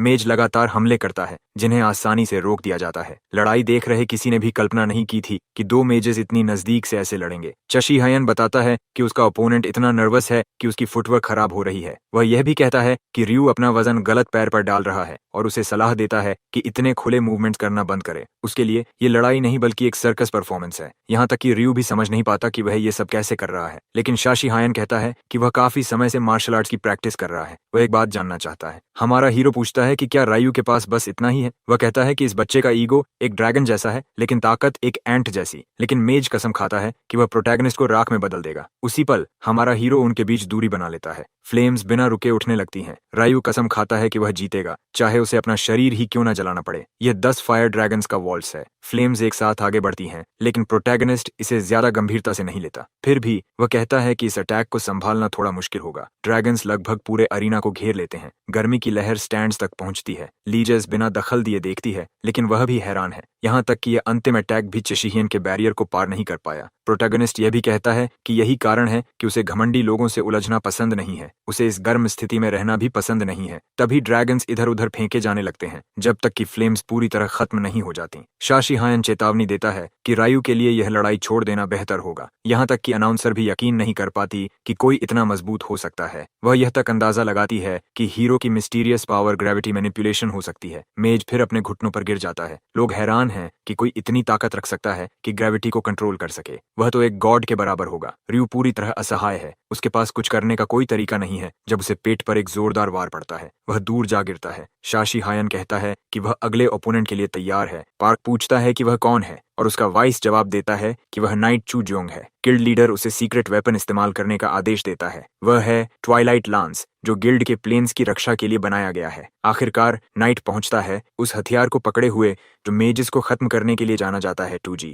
ये कल्पना करना मुश्किल नहीं है कि वह कभी किसी भी तरह के मैजिक से नहीं हारा, लेकिन एक रूकी में अभी भी उम्मीद है। प्रोटैगोनिस्ट बस यही उम्मीद करता है कि ये सारे टाइटल्स बेकार ना हो। पार्क जानता है कि चाशी हैन कॉन्फिडेंट है, लेकिन उसे यकीन है कि इस बार चीजें अलग होंगी। बैटल शुरू होने दो। ट्रॉय अपनी बफ एबिलिटी एक्टिवेट करता है और दौड़ पड़ता है। वह हमला करता है, लेकिन हमारा हीरो बच जाता है। हमारा हीरो मजाक करता है कि उसका ओपोनेंट बहुत जल्दी में है। चाशी हैन अपनी एनर्जी ऑर्ब्स बनाता है और उन्हें नाइट पर फेंकता है। पूरा एरिया नीले धुएं से भर जाता है। बिना किसी खरोंच के ट्रॉय फिर से आगे बढ़ता है और जल्दी ही हमारे हीरो के करीब पहुंच जाता है, लेकिन चाशी हैन उनके बीच दूरी बना लेता है। मजबूत होने के साथ साथ जो तेज और दृढ़ है, इसलिए प्रोटैगनिस्ट लड़ाई को हवा में ले जाने का फैसला करता है। नाइट तुरंत अपने लांस का इस्तेमाल करके ऊपर की ओर उछलता है, लेकिन हमारा हीरो अपने शील्ड से बचाव करता है। किसी तरह उसका बैरियर टूट जाता है और वह जमीन पर जोर से गिरता है। यहाँ तक कि चाशी हैन भी प्रभावित होता है। सालों हो गए जब किसी ने उसे लड़ाई में गिराया था। मैक फिर बैटलफील्ड में लौटता है। हमारा हीरो मानता है कि अगर वह अपने मार्शल आर्ट्स स्किल्स इस्तेमाल कर सकता तो यह सब आसान होता। उसे यह भी मानना पड़ता है कि उसका ओपोनेंट काफी अच्छा फाइटर है, लेकिन चाशी हैन शो का बॉस नहीं है। ग्रेविटी का दबाव बढ़ जाता है और नाइट लगभग घुटनों पर आ जाता है। फिर भी पार्क को कोई चिंता नहीं है। असल में वह मुस्कुरा रहा है। ट्रॉय अपने लांस के सहारे खुद को संभालता है और धीरे धीरे वह उस दबाव का विरोध करता है जब तक कि वह सीधा खड़ा नहीं हो जाता। किसी तरह नाइट उस दबाव के बावजूद चल रहा है। ट्रॉय ताना मारता है कि ग्रेविटी मैनिपुलेशन इस लड़ाई को जीतने के लिए काफी नहीं होगा। अब वह हमारे हीरो को कुचलने वाला है, लेकिन चाशी हैन को यह मजाकिया लगता है। उसने कभी नहीं कहा कि वह ग्रेविटी मैनिपुलेट कर रहा है। सिर्फ एक हरकत से चॉय पूरे अरीना में घसीटा जाता है। नाइट जोर से गिरता है, उसका आर्मर टूट जाता है। ली और गिल्ड लीडर स्तब्ध रह जाते हैं। पार्क के पास कहने के लिए शब्द नहीं है। कमेंटेटर्स भी समझ नहीं पाते कि क्या हुआ। अब वे यह नहीं कह सकते कि यह डैमेज ग्रेविटी की वजह से हुआ, लेकिन क्राउड सोच में पड़ जाता है कि यह कैसी शक्ति है। शाशी हेयन को यह प्रभावशाली लगता है कि नाइट अभी भी लड़ सकता है। फिर वह समझाता है कि उसकी एबिलिटी यिन और यांग का इन्वर्जन है, एक रेयर पावर जो यूजर के मना के आधार पर अट्रैक्शन और रिपल्शन को कंट्रोल करने देती है। अट्रैक्शन खींचता है और रिपल्शन धक्का देता है। ये समझना आसान है। फिर वह नाइट के सिर पर एक पत्थर फेंकता है। चॉय कहता है कि हमारे हीरो ने गलती कर दी। नाइट मलबे से उठता है और कहता है कि प्रोटैगनिस्ट को इतना पास नहीं आना चाहिए था। पार्क ली से जुड़ता है और समझाता है कि चॉय मेजेस को हराने के लिए क्यों जाना जाता है। कारण है उसकी ये एबिलिटी, और अगर चाशी हायन के पास सिर्फ मेज पावर्स हैं तो चॉय जीतेगा। उसका हाथ करीब आता है। पार्क को यकीन है कि लड़ाई खत्म हो गई है। ली बेहद चिंतित हो जाती है। हमारे हीरो के लिए एक मैसेज आता है। उसमें लिखा है कि वह अगले 10 सेकंड्स तक मैजिक इस्तेमाल नहीं कर सकता। यहाँ तक कि शाशी हायन को भी समझ नहीं आता कि क्या करे। वाइस लीडर चॉय को काउंटर स्पेल इस्तेमाल करने का आदेश देता है, लेकिन नाइट कहता है कि वह यह टेक्निक पब्लिक में इस्तेमाल नहीं करना चाहता था।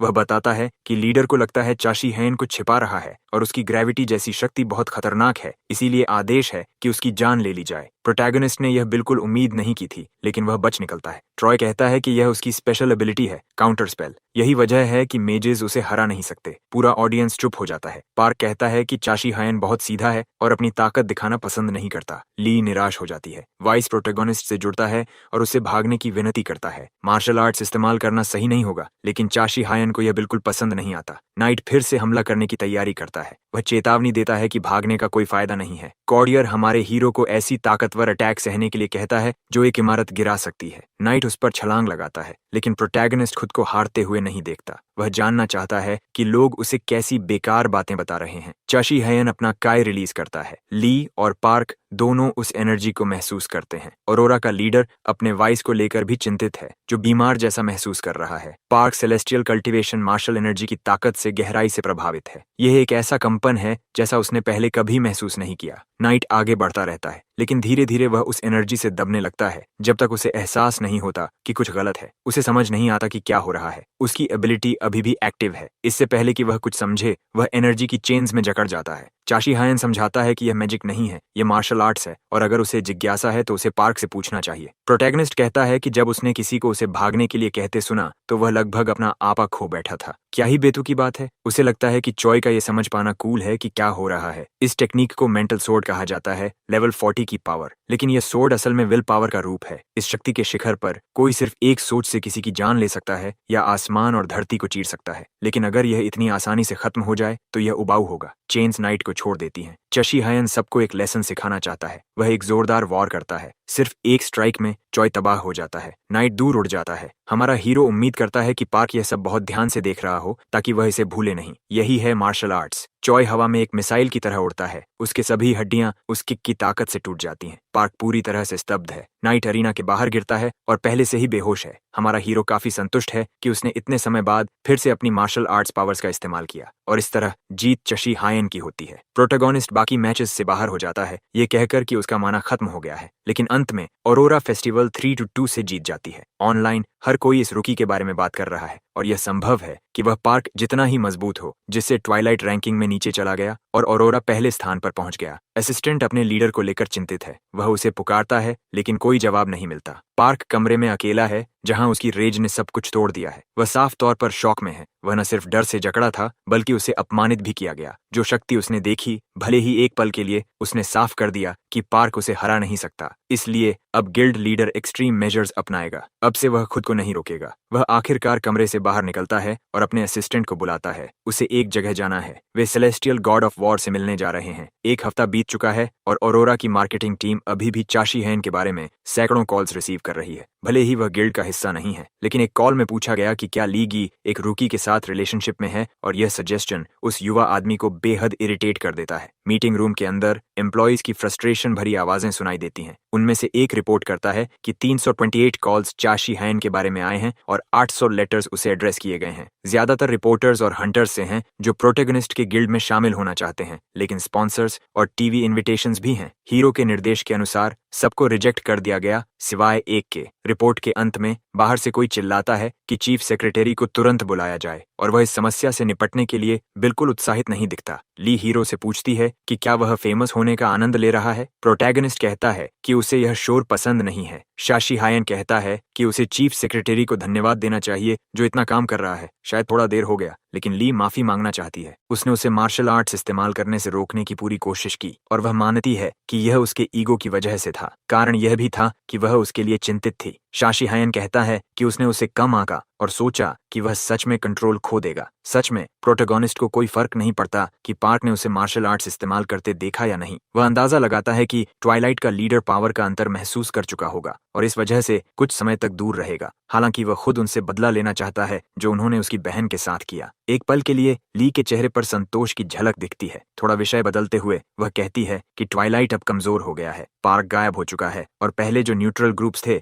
वे भी अब ऑरोरा में शामिल होना चाहते हैं। उसका गिल्ड अब कोरिया का सबसे अच्छा गिल्ड बन गया है और ये सब प्रोटैगनिस्ट की वजह से है। ये वाइस लीडर की तरफ से लिमिटलेस गिल्ड के लीडर के लिए एक ऑफिशियल थैंक यू है। चाशी हायन खुश है कि उसकी दोस्त आखिरकार फिर से अपने सामान्य रूप में आ गई है। वे हाथ मिलाते हैं और वह जोड़ता है कि वह अभी कुछ समय तक उसकी देखरेख में रहेगा। हमारा हीरो समय देखता है और समझ जाता है कि काफी देर हो चुकी है। उसकी बहन शायद पहले से ही चिंतित होगी। जाने से पहले ली पूछती है कि उसने जिगू आइलैंड गिल्ड अलायंस का इन्विटेशन क्यों स्वीकार किया जबकि उसने बाकी सभी को ठुकरा दिया था। पहला कारण यह है कि वह इस क्षेत्र के डंजन से थक चुका है और उसका लेवल अब ज्यादा बढ़ नहीं रहा। इसके अलावा जिगू आइलैंड एक फैमिली ट्रिप के लिए परफेक्ट है। चाशी हायन उसे अलविदा कहता है और बताता है कि वह 1 महीने में वापस आएगा। लेकिन अगर हमारे हीरो को पता होता कि भविष्य में क्या होने वाला है तो वह कभी उस आइलैंड पर नहीं जाता। एयरपोर्ट पर चान उनोल उत्साहित दिखता है। उसकी बहन जिगू आइलैंड पर पहुंचकर बेहद खुश है। वह कहती है कि यह उसका पहली बार है। सिर्फ उसे देखकर ही साफ है कि प्रोटैगनिस्ट अपनी बहन को खुश देखकर खुश है। लेकिन जब वे यह चर्चा कर रहे होते हैं कि पहले क्या करें, तभी कोई हमारे हीरो को बुलाता है। यह टमा गिल्ड है। वेलकम कमिटी हीरोज को देखकर हैरान रह जाती है। माहौल में एक अजीब सा पल आता है, इसलिए वे उस आदमी को नजरअंदाज करने का फैसला करते हैं। लेकिन वह आदमी तेज है और तुरंत उनके सामने आ जाता है और सीधे प्रोटैगनिस्ट का हाथ पकड़ लेता है। वह खुद को टीम टमना का लीडर किम कुन बताता है और चाई उनसूल हैरान रह जाती है कि उसे छोटा कोई पहले ही इतना ऊंचा पद हासिल कर चुका है। इसके अलावा वह मानता है कि वह प्रोटैगनिस्ट का फैन है और बाद में 1 या 2 ऑटोग्राफ लेना चाहेगा। और यह सब सुनते हुए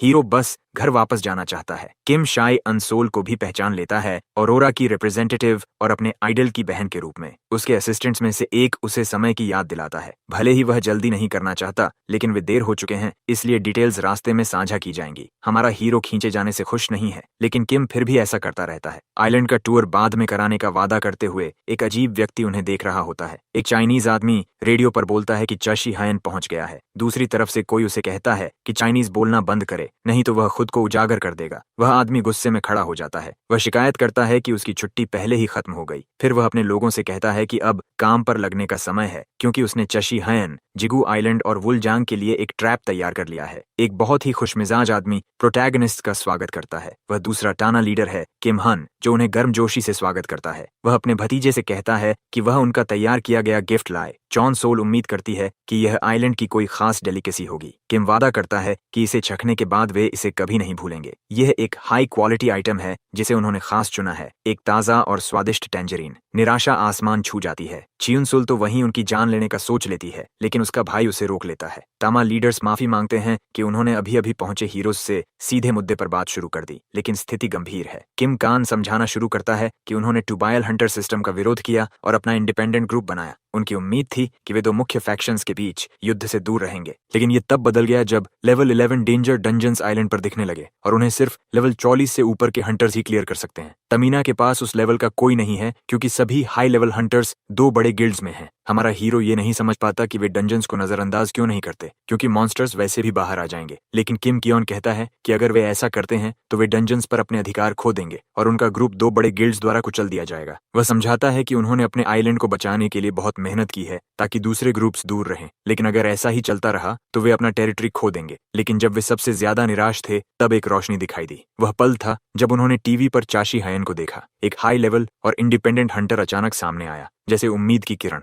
ये सब सुनकर प्रोटैगनिस्ट बस यही सोच सकता है कि ये लोग पूरी तरह पागल हैं। दोनों किम दिल से उसका धन्यवाद करते हैं, लेकिन हमारा हीरो कहता है कि वह सिर्फ इसलिए आया क्योंकि यह लेवल अप करने का मौका था। वह सीधे डंजन जाना चाहता है, लेकिन उसकी बहन उसे रुकने के लिए कहती है। उसके लिए कुछ बहुत जरूरी है। उसे समझ नहीं आता कि वह क्या कह रही है, लेकिन वजह यह है कि वह ब्लैक पोर्क और ट्राउट खाना चाहती है। बाद में डंजन्स में से एक के अंदर एक बड़ा एक्सप्लोजन होता है। टैमिक गिल्ड के मेंबर्स लड़ाई में फंसे हुए हैं। वॉरियर्स में से एक बेहद परेशान है कि उसके कोई भी अटैक्स लग नहीं रहे। यह फायर वेनम मंकी डंजन है। क्रीचर हमला करने की तैयारी करता है, अपने मुंह से सीधे आग उगलते हुए, लेकिन एक शील्ड बेरर सामने कूद पड़ता है। वॉरियर उसे टिके रहने के लिए कहता है, लेकिन वेनम की वजह से प्रोटेक्शन टूट जाता है। ये इतना कोरोसिव है कि पत्थर को भी पिघला देता है। हंटर को उम्मीद नहीं थी कि वे इतने मजबूत होंगे। मजबूत डिफेंस के बावजूद उनके अटैक्स अंदर तक पहुंच जाते हैं। जितनी लंबी लड़ाई चलती है, हालात उतने खराब होते जाते हैं। अगर ऐसा ही चलता रहा तो दोनों मर जाएंगे। तभी पेड़ों की ऊंचाई से एक शक्तिशाली बोल्ट आता है जो सभी मंकीज को चकनाचूर कर देता है। शाशी हैन इन क्रीचर्स के नाम को लेकर मजाक भी करता है कि यह कितना बेकार लगता है। आयरॉनिकल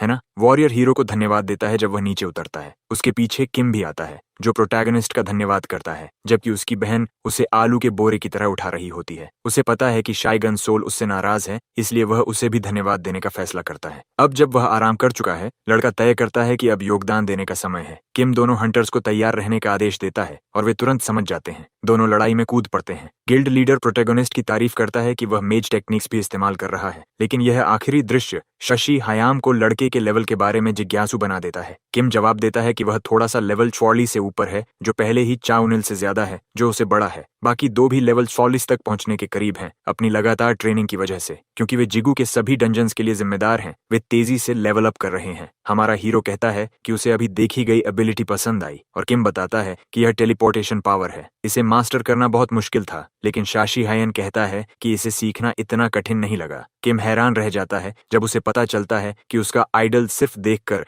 उसकी एबिलिटी समझ गया। इस बीच प्रोटैगनिस्ट सोचता है कि उसने इंट्यूशन में इन्वेस्ट करके सही फैसला लिया। मार्शल आर्ट्स की वजह से उसे दूसरे एट्रीब्यूट्स पर एक्सपी खर्च करने की जरूरत नहीं पड़ी, इसलिए उसने 53 पॉइंट्स इंट्यूशन में डाल दिए। इसी वजह से वह अभी इस एबिलिटी की मैजिकल मैकेनिक्स को आसानी से समझ पाया, और किसी को निराश न करने के लिए वह जो सीखा है उसे दिखाना चाहता है। चशी हायन सबको ध्यान देने के लिए कहता है, लेकिन ज्यादा प्रभावित न होने को भी कहता है, लेकिन कुछ भी नहीं होता। थोड़ी देर बाद उसे एहसास होता है कि किम उस समय टेलीपोर्टेशन इस्तेमाल नहीं कर रहा था। मजबूर होकर वह लड़के से पूछता है कि वह यह कैसे करता है। जंगल के किसी हिस्से में मंकीज आराम से अपना काम कर रहे होते हैं। अचानक किम वहां प्रकट होता है और उन्हें परेशान करता है। पहले वह हेलो कहता है, जानवर कंफ्यूज्ड हो जाते हैं। फिर वह गुड बाय कहता है और मंकीज को आसमान में टेलीपोर्ट कर देता है। क्रीचर्स के पास कोई मौका नहीं होता। शाशी हायन को यह टेक्निक काफी कूल लगती है। किम समझाता है कि वह अकेले ही बड़े ग्रुप्स को खत्म कर सकता है, बस उन्हें ऊंचाई से गिराकर। उसका रेंज लिमिट 195 तक है, लेकिन यह ज्यादातर मॉन्स्टर्स को खत्म करने के लिए काफी है।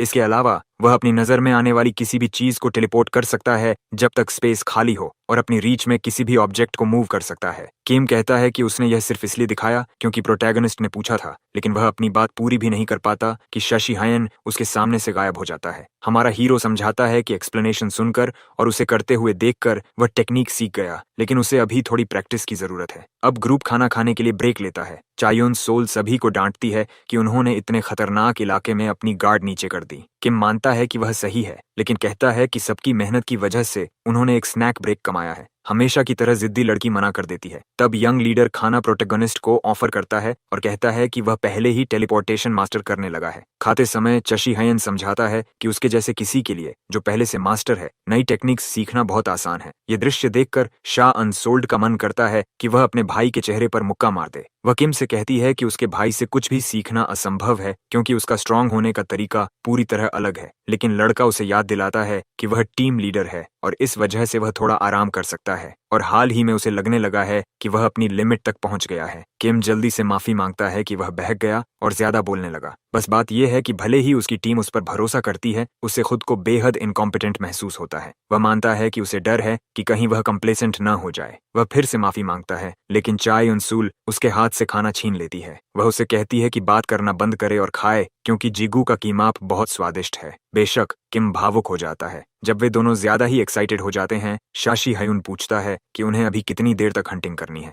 मंकीज बहुत ज्यादा हैं और बहुत तेज भी, और किम कितनों को टेलीपोर्ट कर सकता है इसकी एक लिमिट है, इसलिए लीडर उन्हें बस बढ़ने देना चाहता था। शायुन्स बताती है कि संभव है कि सभी मॉन्स्टर्स एक ही व्यक्ति पर टूट पड़ें। हमारा हीरो कहता है कि उसके पास शायद एक समाधान है। यह एक स्किल है जिसे सॉवरेंटी कहा जाता है, एक बी रैंक पावर जो शेयर विल पावर और प्रेजेंस के जरिए किसी ग्रुप को दबा सकती है या उनमें औव पैदा कर सकती है। चाशी हायन बताता है कि उसे यह स्किल बर्ड डंजन से मिला था, लेकिन अपनी इच्छा से मॉन्स्टर्स को कंट्रोल करना उसे कभी बड़ी बात नहीं लगा। हालांकि यह पावर क्रीचर्स के माइंड और विल को भी प्रभावित करती है। प्रोटैगनिस्ट ने इसे माइंड सोर्ड के साथ फ्यूज कर दिया, जिससे वह क्रीचर्स को बेसिक कमांड्स दे सकता है। उसने इस पावर को लगभग भूल ही गया था, क्योंकि मॉन्स्टर्स को कंट्रोल करना उसे ज्यादा दिलचस्प नहीं लगता था। लेकिन अगर वह इन दोनों स्किल्स को मिला सकता है तो इस बार ये काम आएगा। चाशी हायन टेलीपैथिक डोमिनेशन एक्टिवेट करता है। कंट्रोल के हाथ जंगल में टारगेट्स ढूंढते हुए फैल जाते हैं। वे आगे बढ़ते हैं जब तक कि वे मंकीज तक नहीं पहुंच जाते। उसका कमांड उसके सामने प्रकट होता है। इसके साथ वह जाग जाता है। किम और उसकी बहन बहुत चिंतित दिखते हैं, लेकिन हमारा हीरो सिर्फ पूछता है कि क्या यंग लीडर के पास कुछ और टेलीपोर्ट्स के लिए मना बचा है, और वह हाँ कहता है। प्रोटोगोनिस्ट ये सुनकर खुश होता है, क्योंकि उसे लगता है कि उसने बड़ी मुसीबत खड़ी कर दी है। कंपन महसूस करते हुए दूसरे हंटर्स सोचते हैं कि यह अर्थक्वेक है, लेकिन डंजन में यह संभव नहीं है, तो सिर्फ एक ही एक्सप्लेनेशन है। मॉन्स्टर्स तेजी से आ रहे हैं। एक मंकी उनके सामने गिरता है।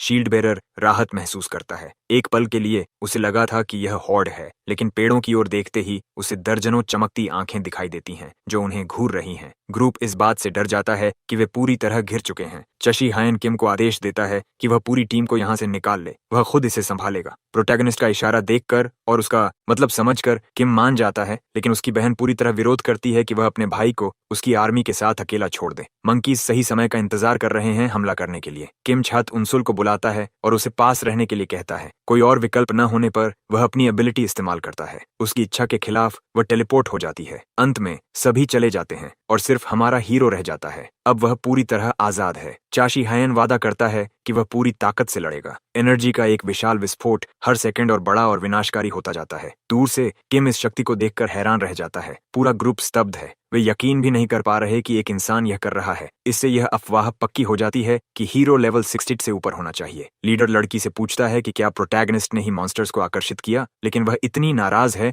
कि जवाब नहीं देती। किम समझता है कि चाहे चाशी हायन कितना भी मजबूत हो, वह उसका पूरा परिवार है, इसीलिए वह उसे सांत्वना देने की कोशिश करता है। यंग लीडर कहता है कि उसका भाई बहुत मजबूत है और उसके साथ कुछ बुरा नहीं होगा। किम बस इतना चाहता है कि वह अपने भाई पर भरोसा करे। चयम सोल चुप रह जाती है, क्योंकि वह पूरी तरह गलत है। वह चिंतित नहीं है। वह गुस्से में है कि चाशी हायन सारा एक्सपीरियंस खुद ले रहा है, जबकि उसने वादा किया था कि वे इसे साझा करेंगे। किम सोचता है कि वह चिंतित है, लेकिन चाय कहती है कि यह बात समझ में ही नहीं आती। इस पल चाशी हायन दुनिया का सबसे खुश इंसान होना चाहिए। प्रोटैगनिस्ट को उम्मीद नहीं थी कि उसका कमांड रीच इतना दूर तक जा सकता है। दोनों स्किल्स को सही तरीके से मिलाकर हमारा हीरो सभी डंजन मॉन्स्टर्स को अपनी ओर खींच सकता है, और इससे उसकी जिंदगी बहुत आसान हो जाएगी। लगता है यह फिर से काम कर गया। चाशी हायन बस उनके आने का इंतजार कर रहा है। केवल एनर्जी एक्सप्लोजन्स दिखाई दे रहे हैं। अचानक ली को महसूस होता है कि कुछ गलत है। सेक्रेटरी चिंतित हो जाता है और पूछता है कि क्या वह ठीक है। वह कहती है कि उसे एक ईवल लाफ महसूस हुई। सब कुछ ठीक देखकर वह फिर से काम पर लौट जाता है। उसकी रिपोर्ट में लिखा है कि ट्वाइलाइट का लीडर पार्क अभी भी अपने घर से बाहर नहीं निकला है, और गिल्ड के हंटर्स भी बहुत शांत हैं। अच्छी खबर यह है कि ऑरोरा ने आसानी से उन डंजन्स को काबू में कर लिया है जो विवाद में थे। लगता है कि कुछ समय तक उन्हें ट्वाइलाइट की चिंता नहीं करनी होगी। लेकिन ली बहुत चिंतित है कि नेशनल टेलीविजन पर अपमानित होने के बाद भी पार्क इतना शांत क्यों है। उसे डर है कि वह कुछ योजना बना रहा है, लेकिन सेक्रेटरी के अनुसार अब उनके पास चिंता करने के लिए कुछ और है, और यह सुनकर ली चौंक जाती है। खबर टीबेक माउंटेन में पाए गए हाई रिस्क डंजन की है। ये डेंजरस लेवल 13 है, और हंटर्स को कम से कम लेवल 60 होना चाहिए, और इसका एनवायरनमेंट एक डेजर्ट है। इसमें कोई शक नहीं कि यह सबसे कठिन डंजन है। ये डंजन एक विशाल जलता हुआ रेगिस्तान है।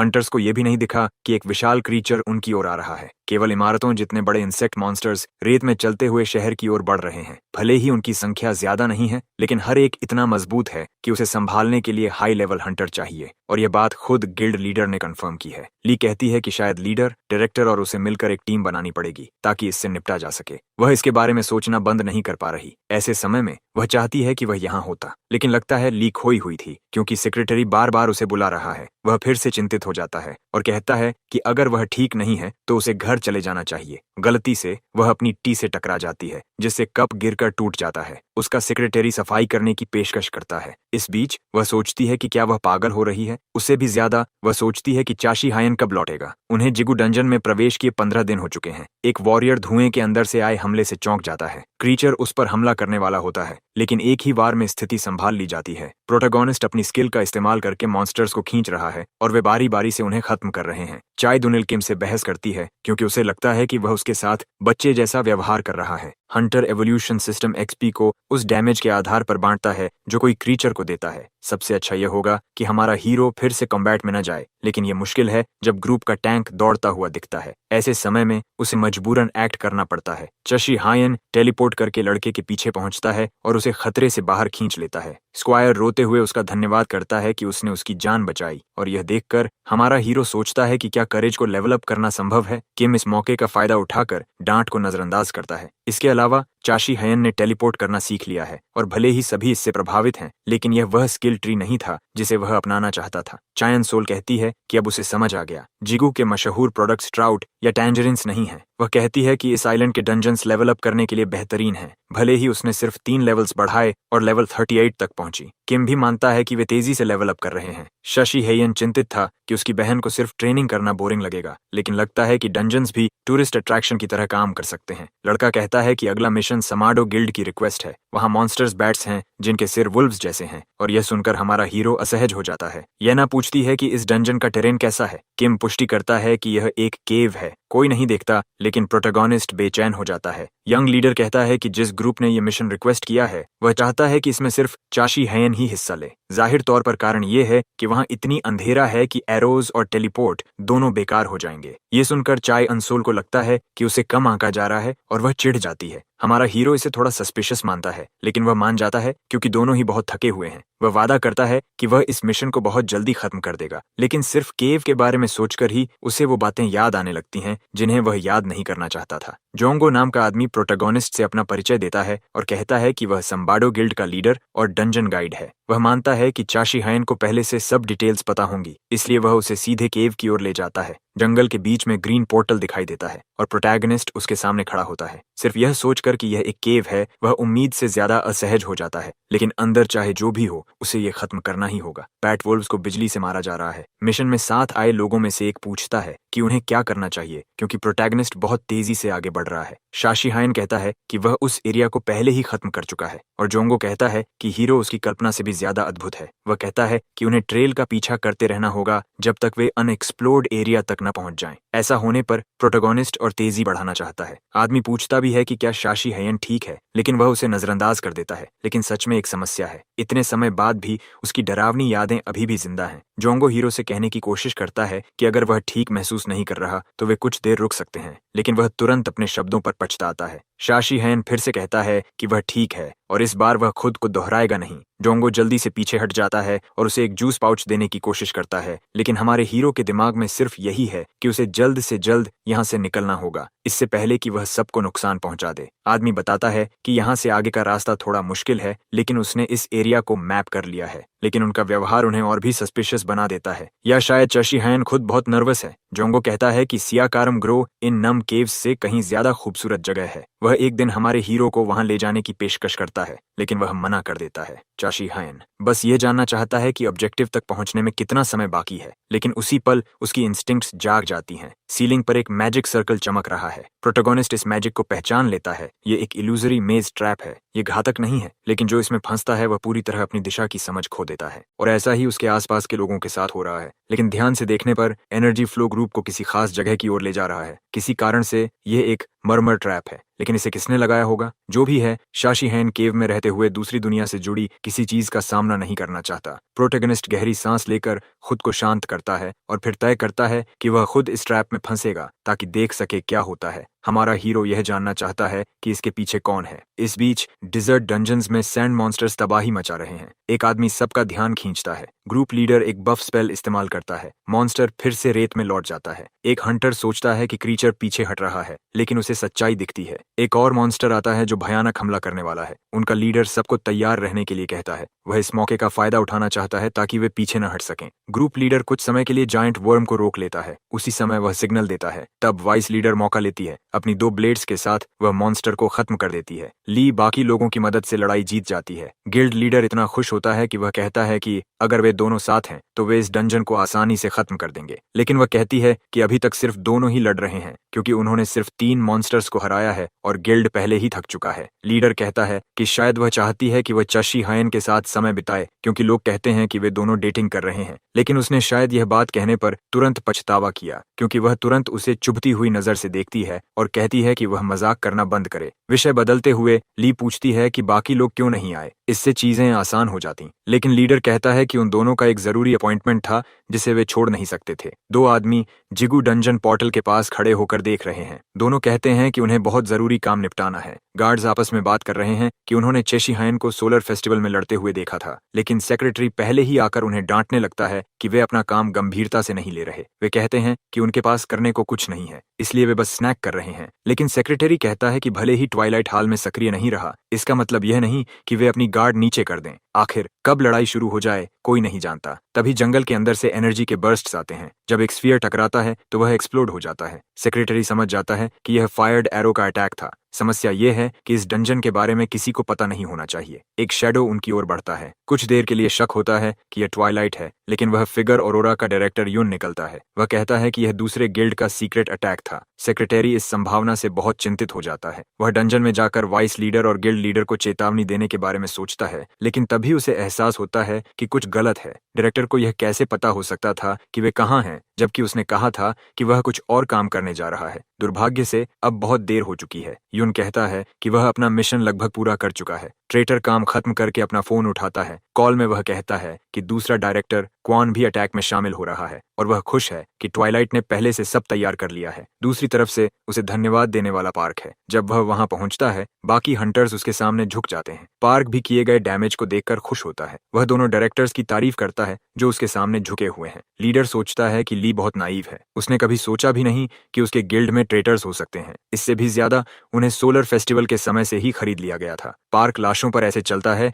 जैसे वे कुछ भी नहीं है। उसे याद आता है कि 7 साल हो गए जब वे दोनों साथ डंजन में थे और उस समय वह बस शुरुआत कर रहा था। उसकी यादें उस समय में चली जाती हैं जब एक ग्रुप ली को बुला रहा था। उन दिनों वह बहुत खुश दिखती थी। पार्क उसे पुकारता है। उसके अनुसार वह ग्रुप उन्हें पीछे खींच रहा है। ली अपनी जिंदगी का मकसद भूल गई है, जबकि उनका लक्ष्य तेजी से मजबूत होना चाहिए। वह सेलेस्टियल गॉड ऑफ वॉर के जेड के बारे में बात करता है। उसके अनुसार इसे इस्तेमाल करने से मार्शल आर्ट्स तेजी से बढ़ते हैं। पार्क के नजरिए से उस गॉड की सेवा करने से वे दोनों बहुत मजबूत हो सकते हैं, लेकिन ली उसे रोक देती है। वह कहती है कि अर्थ मुरिम नहीं है और यहाँ कोई उन्हें लगातार नहीं मार रहा, इसलिए हर कीमत पर मजबूत बनने की जरूरत नहीं है। वह अपने दोस्तों के साथ खुश है, इसलिए उन्हें दूसरी दुनिया की बातों को भूल जाना चाहिए। ग्रुप फिर से ली को बुलाता है और वह पार्क को पीछे छोड़कर चली जाती है, लेकिन उसे लगा था कि वह ही उसे समझेगी, क्योंकि वे दोनों एक ही दर्द से गुजरे हैं। उसके लिए वह हमेशा एक सपोर्टिंग कैरेक्टर जैसा महसूस करता था, सिर्फ इसलिए क्योंकि ये कमजोर लोग उसके आसपास थे। बाद में एक लड़ाई में पार्क एक मॉन्स्टर को 2 हिस्सों में काट देता है। वह क्रीचर उसके लिए बहुत कमजोर है।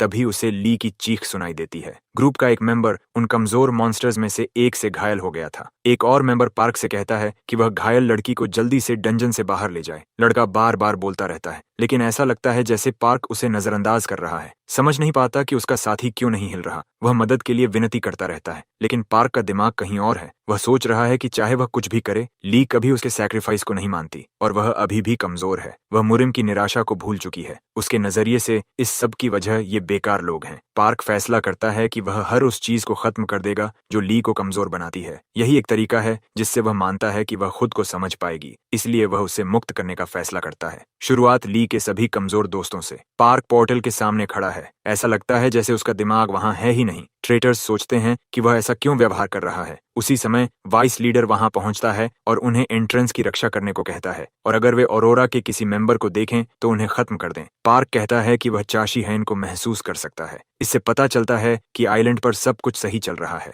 लेकिन वाइस कहता है कि गैलेन पहले ही एक्शन में आ चुका है और कोई भी उनके ट्रैप्स से नहीं बच सकता। वाइस कहता है कि उसे पहले ही एक रिपोर्ट मिल चुकी है, लेकिन पार्क उसे सुनना नहीं चाहता। वह सिर्फ एक बात जानना चाहता है, जब वे डंजन में होंगे वह लेबे को खत्म करना चाहता है। एक पल के लिए लीडर थोड़ा हिल जाता है, लेकिन वह तुरंत खुद को संभालता है और कहता है हाँ, क्योंकि यही कॉन्ट्रैक्ट था। आखिरकार उसे नहीं लगता कि वह उसे हरा सकता है। पार्क फिर कहता है कि अब शुरू करने का समय है। वे टॉप क्लास हंटर्स हैं, लेकिन इस बार शिकार ऑरोरा है। चशी हायन को यह जगह बेहद कंफ्यूजिंग लगती है। उसने ट्रैप का पीछा किया, लेकिन वह कहीं नहीं पहुंचा। यहाँ तक कि वे दोनों आदमी आपस में फुसफुसा रहे हैं, लेकिन प्रोटैगनिस्ट उनकी बात सुन लेता है। चाशी हायन उनसे मांग करता है कि वे बताएं कि वे क्या छिपा रहे हैं। जाहिर है आदमी कहता है कि कुछ नहीं है। धैर्य खोकर प्रोटैगनिस्ट उसका चेहरा पकड़ लेता है। हमारा हीरो कहता है कि अब वह आंखें बंद करके कुछ नहीं छोड़ छोड़ेगा। इसलिए अगर वह इस केव से बाहर जाना चाहता है तो उसे सच बताना होगा। साथ आए लोगों में से एक को कुछ अजीब महसूस होता है, यहाँ तक कि प्रोटेगनिस्ट भी कुछ पल के लिए चुप रह जाता है। एक रहस्यमयी आवाज कहती है कि वह लगभग अपना क्यू मिस कर गया था और हमारा हीरो कितनी तेजी से पहुंच गया। असिस्टेंट्स में से एक कहता है कि सब तैयार है। वह आवाज कहती है कि प्रोटेगोनिस्ट से मिलकर खुशी हुई। दीवार पर एक बॉम्ब लगा है, वहीं से आवाज आ रही है। चशी हायन कुछ कह नहीं पाता।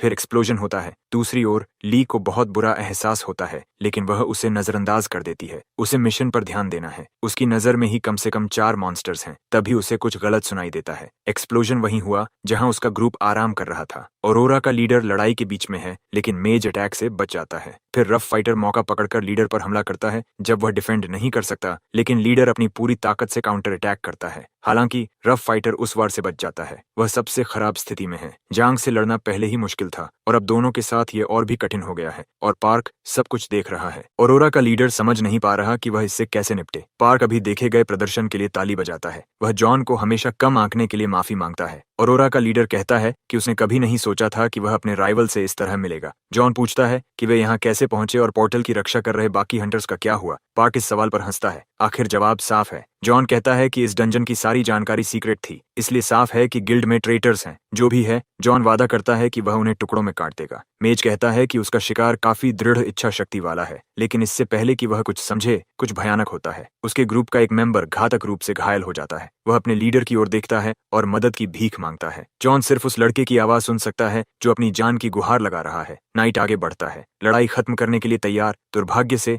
लीडर सिर्फ अपने साथी के लिए गुस्से में चिल्ला सकता है। पार्क अब भी उसका मजाक उड़ाता है, कहता है कि यह दृश्य बहुत दुखद है, दिल तोड़ने वाला। फिर वह कहता है कि ये सारे कीड़े सिर्फ बोझ हैं। तभी ली वहां पहुंचती है और उस इंसेक्ट को खत्म करने के लिए वार करती है, लेकिन जेन बच जाता है। ली कहती है कि वह लड़का फिर से उससे मिलने आया है। पार्क को लगता है कि उसकी पुरानी दोस्त उसे देखकर खुश नहीं है, लेकिन उसने उसे याद किया। ली के लिए वह बस फिर से बेकार बातें कर रहा है। वह वादा करती है कि अब वह अपनी जिंदगी में एक शब्द भी नहीं बोलेगा। पार्क अपने वाइस से कहता है कि वह उससे निपट ले। बस तलवारों की चमक दिखाई देती है। दोनों बेहद तेज हमले करते हैं। दोनों एक दूसरे को वार करते हैं और पीछे धकेल देते हैं, लेकिन ली के चेहरे पर हल्की कट लग जाती है। फिर भी वह समय बर्बाद नहीं करती और तुरंत काउंटर अटैक करके उसे पीछे धकेल देती है। गुस्सा लड़के पर हावी हो जाता है। अपने गुस्से में वह खुद को घसीटे जाने से रोक लेता है, लेकिन इससे पहले कि वह कुछ कर सके, वह पहले ही उसके ऊपर पहुंच जाती है और कहती है कि वह सिर्फ एक बच्चा है जिसे चाकू पकड़ना भी नहीं आता। वह ब्लेड्स को हाथ बदलकर पकड़ता है, लेकिन वार पूरी तरह चूक जाता है और वह उसे फिर भी रेकलेस कहती है। लेकिन ली जानती है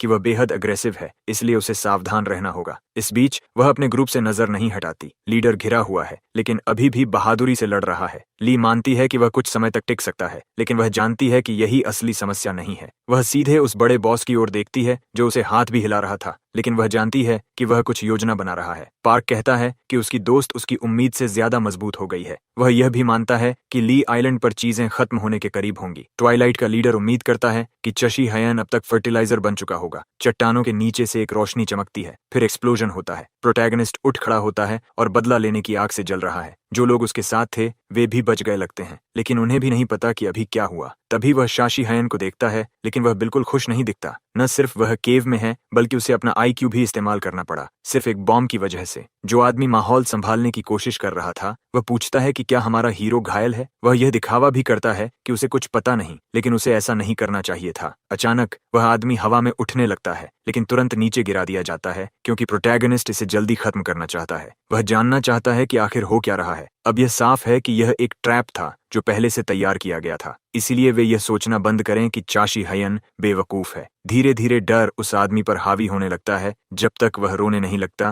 कहता है कि उसे कुछ नहीं पता क्योंकि वे भी एक्सप्लोजन में फंस गए थे। धैर्य खोकर हमारा हीरो अपनी कंट्रोल एबिलिटी इस्तेमाल करने का फैसला करता है। ये पहली बार होगा जब वह इस पावर का इस्तेमाल इंसानों पर करेगा, लेकिन अगर माइंड नष्ट हो जाता है तो ये उसकी गलती नहीं होगी। एक शैडो उस आदमी के सिर को ढकने लगती है। खुलासा होता है कि वे हमेशा से ट्वाइलाइट द्वारा फाइनेंशियली सपोर्टेड थे और उनका मिशन आइलैंड को उनके नियंत्रण में लाना था। एक दिन एक आदमी उसके पास आया। वह बेहद घमंडी था। उसी आदमी ने खुद को पार्क का छोटा भाई बताया। उसे बस इतना पता था कि वह एक चाइनीज हंटर है, लेकिन साफ था कि वह असली ताकतवर था। वे सिर्फ गांव के आदेशों का पालन कर रहे थे। उन्हें बस इतना करना था कि चाशी हयन को तय जगह तक ले जाएं। हमारा हीरो जानता है कि डंजन के बाहर से सिग्नल्स काम नहीं करते, यानी वह आदमी अभी भी केव में ही है। प्रोटैगनिस्ट कुछ भी सेंस नहीं कर पा रहा, शायद वह जा चुका है। ये हमारे हीरो के लिए एक बड़ी समस्या बन गई है, इसलिए वह एक आदमी से हटने को कहता है क्योंकि वह फिर से लाइन ऑफ फायर में है। वह लड़के से हटने को कहता है। उसके हाथ से एक एनर्जी ब्लास्ट निकलता है और पत्थरों के ढेर से टकराकर एक्सप्लोजन कर देता है। दीवार में एक टनल खुल जाता है। कम से कम अब वे खुश हैं कि वे घर जाकर नहा सकते हैं, लेकिन चशी हयन इससे सहमत नहीं है। उसे अधूरे काम छोड़ना पसंद नहीं है। प्रोटैगनिस्ट अपनी एनर्जी से केव को चमका देता है। पत्थर फिर से एंट्रेंस को बंद कर देते हैं। वे दया की भीख मांगते हैं। चाशी हयन उन्हें बिना किसी दया के छोड़ देता है। अब हर कोई अपने लिए है। अब जब उसे पता है कि ट्वाइलाइट इसके पीछे है, वह खुलकर हमला कर सकता है। डिजर्ट में ली खुद को मुश्किल में पाती है। उसका ओपोनेंट शैडो क्लोन टेक्निक का इस्तेमाल करके उसे परेशान कर रहा है। जेन कहता है कि लड़की अपने मुंह से खून पोंछ ले और शैडो डांस टेक्निक एक्टिवेट करता है। पहले वह उसे डिस्ट्रैक्ट करने की कोशिश करता है। उसे साफ पता है कि वह क्या कर रहा है, लेकिन ली कहती है कि वह सिर्फ बेकार की बातें कर रहा है। उसने कभी भी उस एबिलिटी का इस्तेमाल करने की योजना नहीं बनाई थी। वह उसके जैसे कमजोर के लिए बर्बादी होगी। आखिरकार वह उसके लायक नहीं है। फिर से गुस्से में वह लड़ाई में कूद पड़ता है। ली कहती है कि वह उसे कुछ दिखाएगी। वह दिखाएगी कि असली रफ फाइटर कैसे लड़ता है। डिजर्ट भी शांत लगने लगता है। कुछ लाल धुंधले निशान तेजी से गुजरते हैं। ली का पीछा उसका ओपोनेंट कर रहा है, लेकिन वह बहुत तेज है। वह शैडो क्लोन्स के ऊपर से छलांग लगाती है। जनांग अपनी नजरें उससे हटाता नहीं है। उसके क्लोन्स हमला करते हैं, उसके पास की चट्टान को उड़ा देते हैं।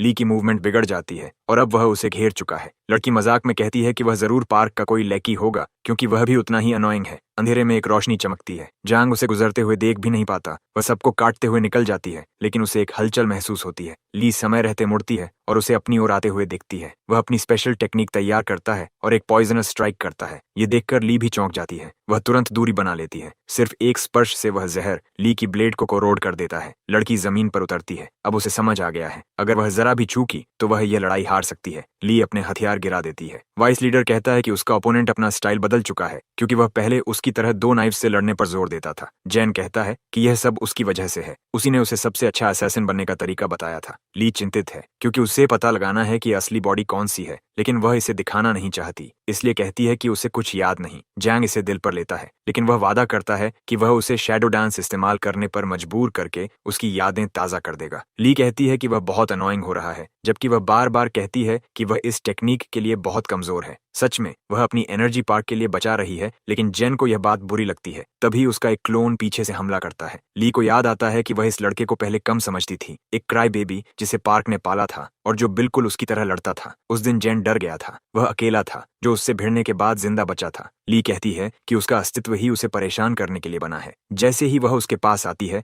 वह उसकी गर्दन पर ब्लेड रखती है और उसे असैसिन की ताकत का राज बताती है, पूरे दिल से वार करना। लेकिन तभी रीइंफोर्समेंट्स आ जाते हैं। ली सिर्फ इसलिए जाने का फैसला करती है क्योंकि वह थक चुकी है, लेकिन जाने से पहले वह एक आखिरी सलाह देती है। जेन इस जिंदगी के लिए बना ही नहीं है, उसे यह छोड़ देना चाहिए। फिर वह गुड बाय कहती है, लेकिन उसे चीप नॉक ऑफ कहे बिना नहीं जाती। जेन कहता है कि उस अपमान के बाद उसने उसकी सारी टेक्निक्स छोड़ दी और शुरुआत से शुरू किया, सिर्फ उसे पीछे छोड़ने के लिए। वह कहता है कि वह ली की प्रशंसा करता था, लेकिन उस दिन के बाद सब बदल गया। लेकिन वह सही थी। उसकी ऑब्सेशन ने उसे दुनिया का सबसे अच्छा बना दिया। फिर उसके आसपास की दुनिया बदलने लगती है। जेन हैरान रह जाता है। ली फिर से सामने आती है और कहती है कि आखिर में वह उसका ही पालन करता है, लेकिन अगर उसने उसकी बात मानकर यह रास्ता छोड़ दिया होता तो बेहतर होता। जेन को उम्मीद नहीं थी कि उसने शैडो क्लोन इस्तेमाल किया था। ली आखिरी सलाह देती है, अपने पंजे सिर्फ एक बार दिखाओ, जब अपने दुश्मनों को खत्म करने का समय हो। उसके आखिरी शब्द ली जीही का नाम पुकारते हुए निकलते हैं। यही उसका अंत है। उस पल तक वह सिर्फ एक चीप कॉपी था, अंत तक एक मूर्ख। जब लड़ाई खत्म होती है, एक आवाज उसे बधाई देती है। आवाज कहती है कि उसका वाइस कम से कम अच्छा लड़ा। ली खुश है कि वह आखिर सामने आया, वह शख्स जिसे वह सबसे ज्यादा मारना चाहती है। पार्क पूछता है कि उसे उसका तैयार किया हुआ इवेंट कैसा लगा। ली कहती है कि इसके लिए उसे शांत अंत नहीं मिलेगा, लेकिन वह खुश दिखता है। पार्क अपनी तलवार निकालता है और कहता है कि वह यही सुनना चाहता था। एनर्जी का एक वॉर्टेक्स दोनों के आसपास घूमने लगता है।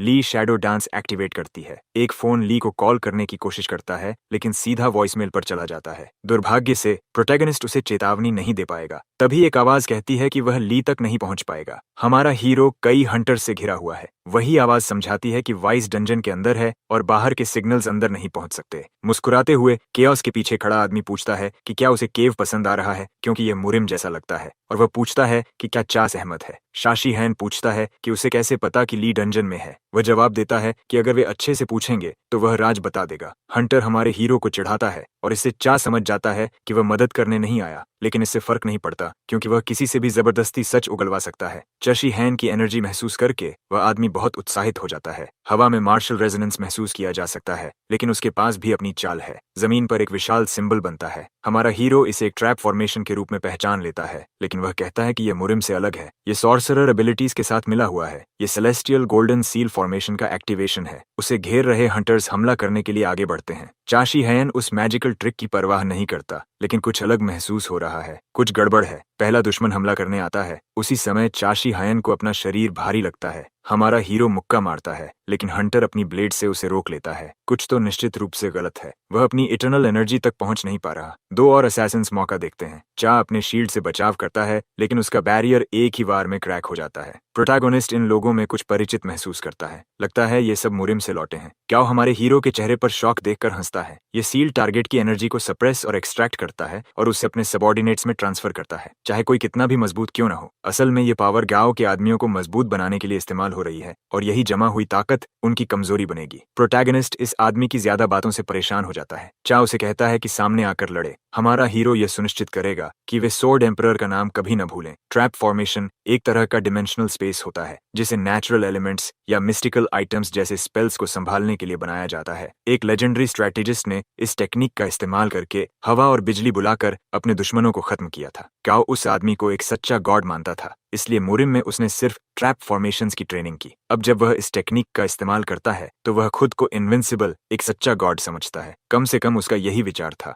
लेकिन सोर्ड स्लैश सीधे हमारे हीरो के आर पार चला जाता है। दोबारा देखने पर वह कहीं और खड़ा है। चाप पहले ही समझ चुका है कि सील का आधार मेटल एनर्जी से जुड़ा है। दो और हंटर्स हमला करते हैं, लेकिन वे भी सीधे उसके आर पार निकल जाते हैं। हमारा हीरो उन्हें रुकने के लिए कहता है। अब यह खत्म होने वाला है। कौ देखता है कि उसके टारगेट ने प्रेशर पॉइंट टेक्निक का इस्तेमाल करके उसके आदमियों को पैरालाइज कर दिया, लेकिन सर्कल के अंदर यह संभव नहीं होना चाहिए था। प्रोटैगनिस्ट कहता है कि वह एक बात साफ करना चाहता है। वह पूछता है कि क्या वे डिमोनिक कल्ट का हिस्सा हैं, लेकिन उन्हें कुछ पता नहीं, क्योंकि वे मुरिम से नहीं आए। पहला कारण, वे अच्छे सोर्ड्समैन नहीं हैं। दूसरा, उनके बीच कोई सेलेस्टियल कल्टीवेशन एनर्जी फ्लो नहीं हो रही। गाओ हमारे हीरो को अनोइंग मानता है, लेकिन वह मानता है कि उसके सबऑर्डिनेट्स कभी दूसरी दुनिया में नहीं थे। उन्हें बस मार्शल आर्टिस्ट्स की तरह तैयार किया गया था। प्रोटैगनिस्ट कहता है कि उसके लेवल पर वह ऐसा कर सकता है, लेकिन गाओ नहीं, जिसका मतलब है कि यह किसी तरह की सॉर्सरी है। सिर्फ मैजिक ही इसे संभव बना सकता है। चा को फर्क नहीं पड़ता कि ये कल्ट मैजिक है या मार्शल आर्ट्स। अंत में इनमें से कुछ भी उस पर काम नहीं करेगा। गाओ खुलासा करता है कि उसने सड़कों पर घूम रहे भिखारियों का इस्तेमाल किया। उसने उनसे अच्छे रिजल्ट्स पाए और इसी तरह उसे अपने सबऑर्डिनेट्स मिले। इसका मतलब गाओ ने इस सर्कल को बनाने के लिए ह्यूमन सैक्रिफाइसेस का इस्तेमाल किया। चा यह सुनकर संतुष्ट होता है, क्योंकि वह यही उम्मीद करता है। डिमोनिक कल्ट से रेजोनेंस गाओ को हिला देता है, क्योंकि जब प्रोटैगनिस्ट ऐसे लोगों से लड़ता है तो उसे उन्हें हराने से कभी थकान नहीं होती। लेकिन अब काफी बातें हो चुकी हैं। हमारा हीरो हंट शुरू करने के लिए तैयार है। गाओ घबरा जाता है। वह कसम खाता है कि वह चा को खत्म कर देगा। उसके आदमी फिर से चलने लगते हैं। अब वे एनर्जी से भरे हुए हैं। हमारा हीरो कहता है कि वे काफी हिम्मत दिखा रहे हैं, सिर्फ इसलिए क्योंकि वे उसकी अपनी इंटरनल पावर इस्तेमाल कर रहे हैं। फिर वह एक कदम बढ़ाता है और सब कुछ बदल जाता है। सर्कल तेजी से नीला हो जाता है। गाओ को समझ नहीं आता कि क्या हो रहा है। उसके आदमी दर्द से चिल्लाने लगते हैं, जैसे वे जल रहे हों।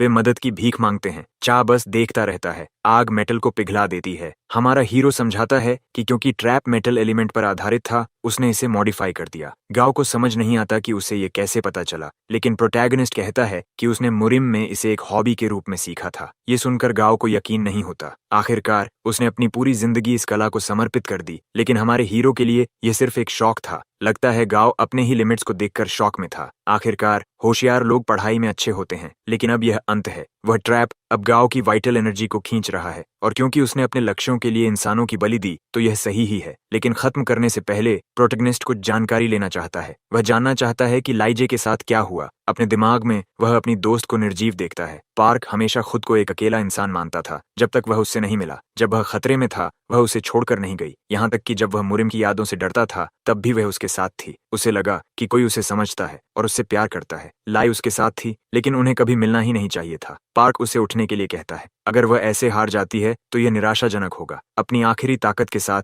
वह उठती है, लेकिन उसकी आंखें दिखाती हैं कि उसका फाइटिंग स्पिरिट अभी भी जिंदा है। वह फिर से हमला करने के लिए उठती है। पार्क अपनी शील्ड टेक्निक एक्टिवेट करता है। दोनों टकराते हैं और उनकी रिफ्लेक्शन पावर एक्टिवेट हो जाती है। ली पीछे धकेली जाती है, लेकिन वह अपने पैरों पर खड़ी हो जाती है। पार्क नोटिस करता है कि वह थक चुकी है, यहाँ तक कि शैडो डांस भी डीएक्टिवेट हो चुका है। ली को याद नहीं कि पार्क कभी इतना मजबूत था। ऐसा इसलिए है क्योंकि वह अपनी पूरी ताकत लगा चुकी है। वाइस लीडर कहता है कि वह एक आखिरी सवाल पूछेगा। पार्क बिना किसी समस्या के जवाब देने के लिए तैयार हो जाता है। ली सिर्फ एक बात जानना चाहती है। वह पूछती है है कि उसने उसके दोस्तों के साथ ऐसा क्यों किया। पार्क इस बोरिंग सवाल से तंग आ चुका है। ली गुस्से से कांपने लगती है। वह सच जानना चाहती है क्योंकि वह हमेशा इस सवाल से बचता है। पार्क एक पल सोचता है, फिर जवाब देता है कि वे हमेशा की तरह कमजोर थे। कमजोरों को कुचलना उसकी फितरत है। ली सोचती है कि वह पागल थी जो उसने कभी सोचा कि वे सामान्य बातचीत कर सकते हैं। आंखों में आंसू होने के बावजूद वह इसे हमेशा के लिए खत्म करने के लिए तैयार है। वह पूरी रफ्तार से बिजली की तरह हमला करती है। एक पल से भी कम समय में वे आमने सामने होते हैं। दोनों की ब्लेड्स टकराती हैं। टकराव से निकली शॉकवेव बेहद खतरनाक है। इस बीच कहीं और शशि चिंतित होकर अपना फोन देख रहा है।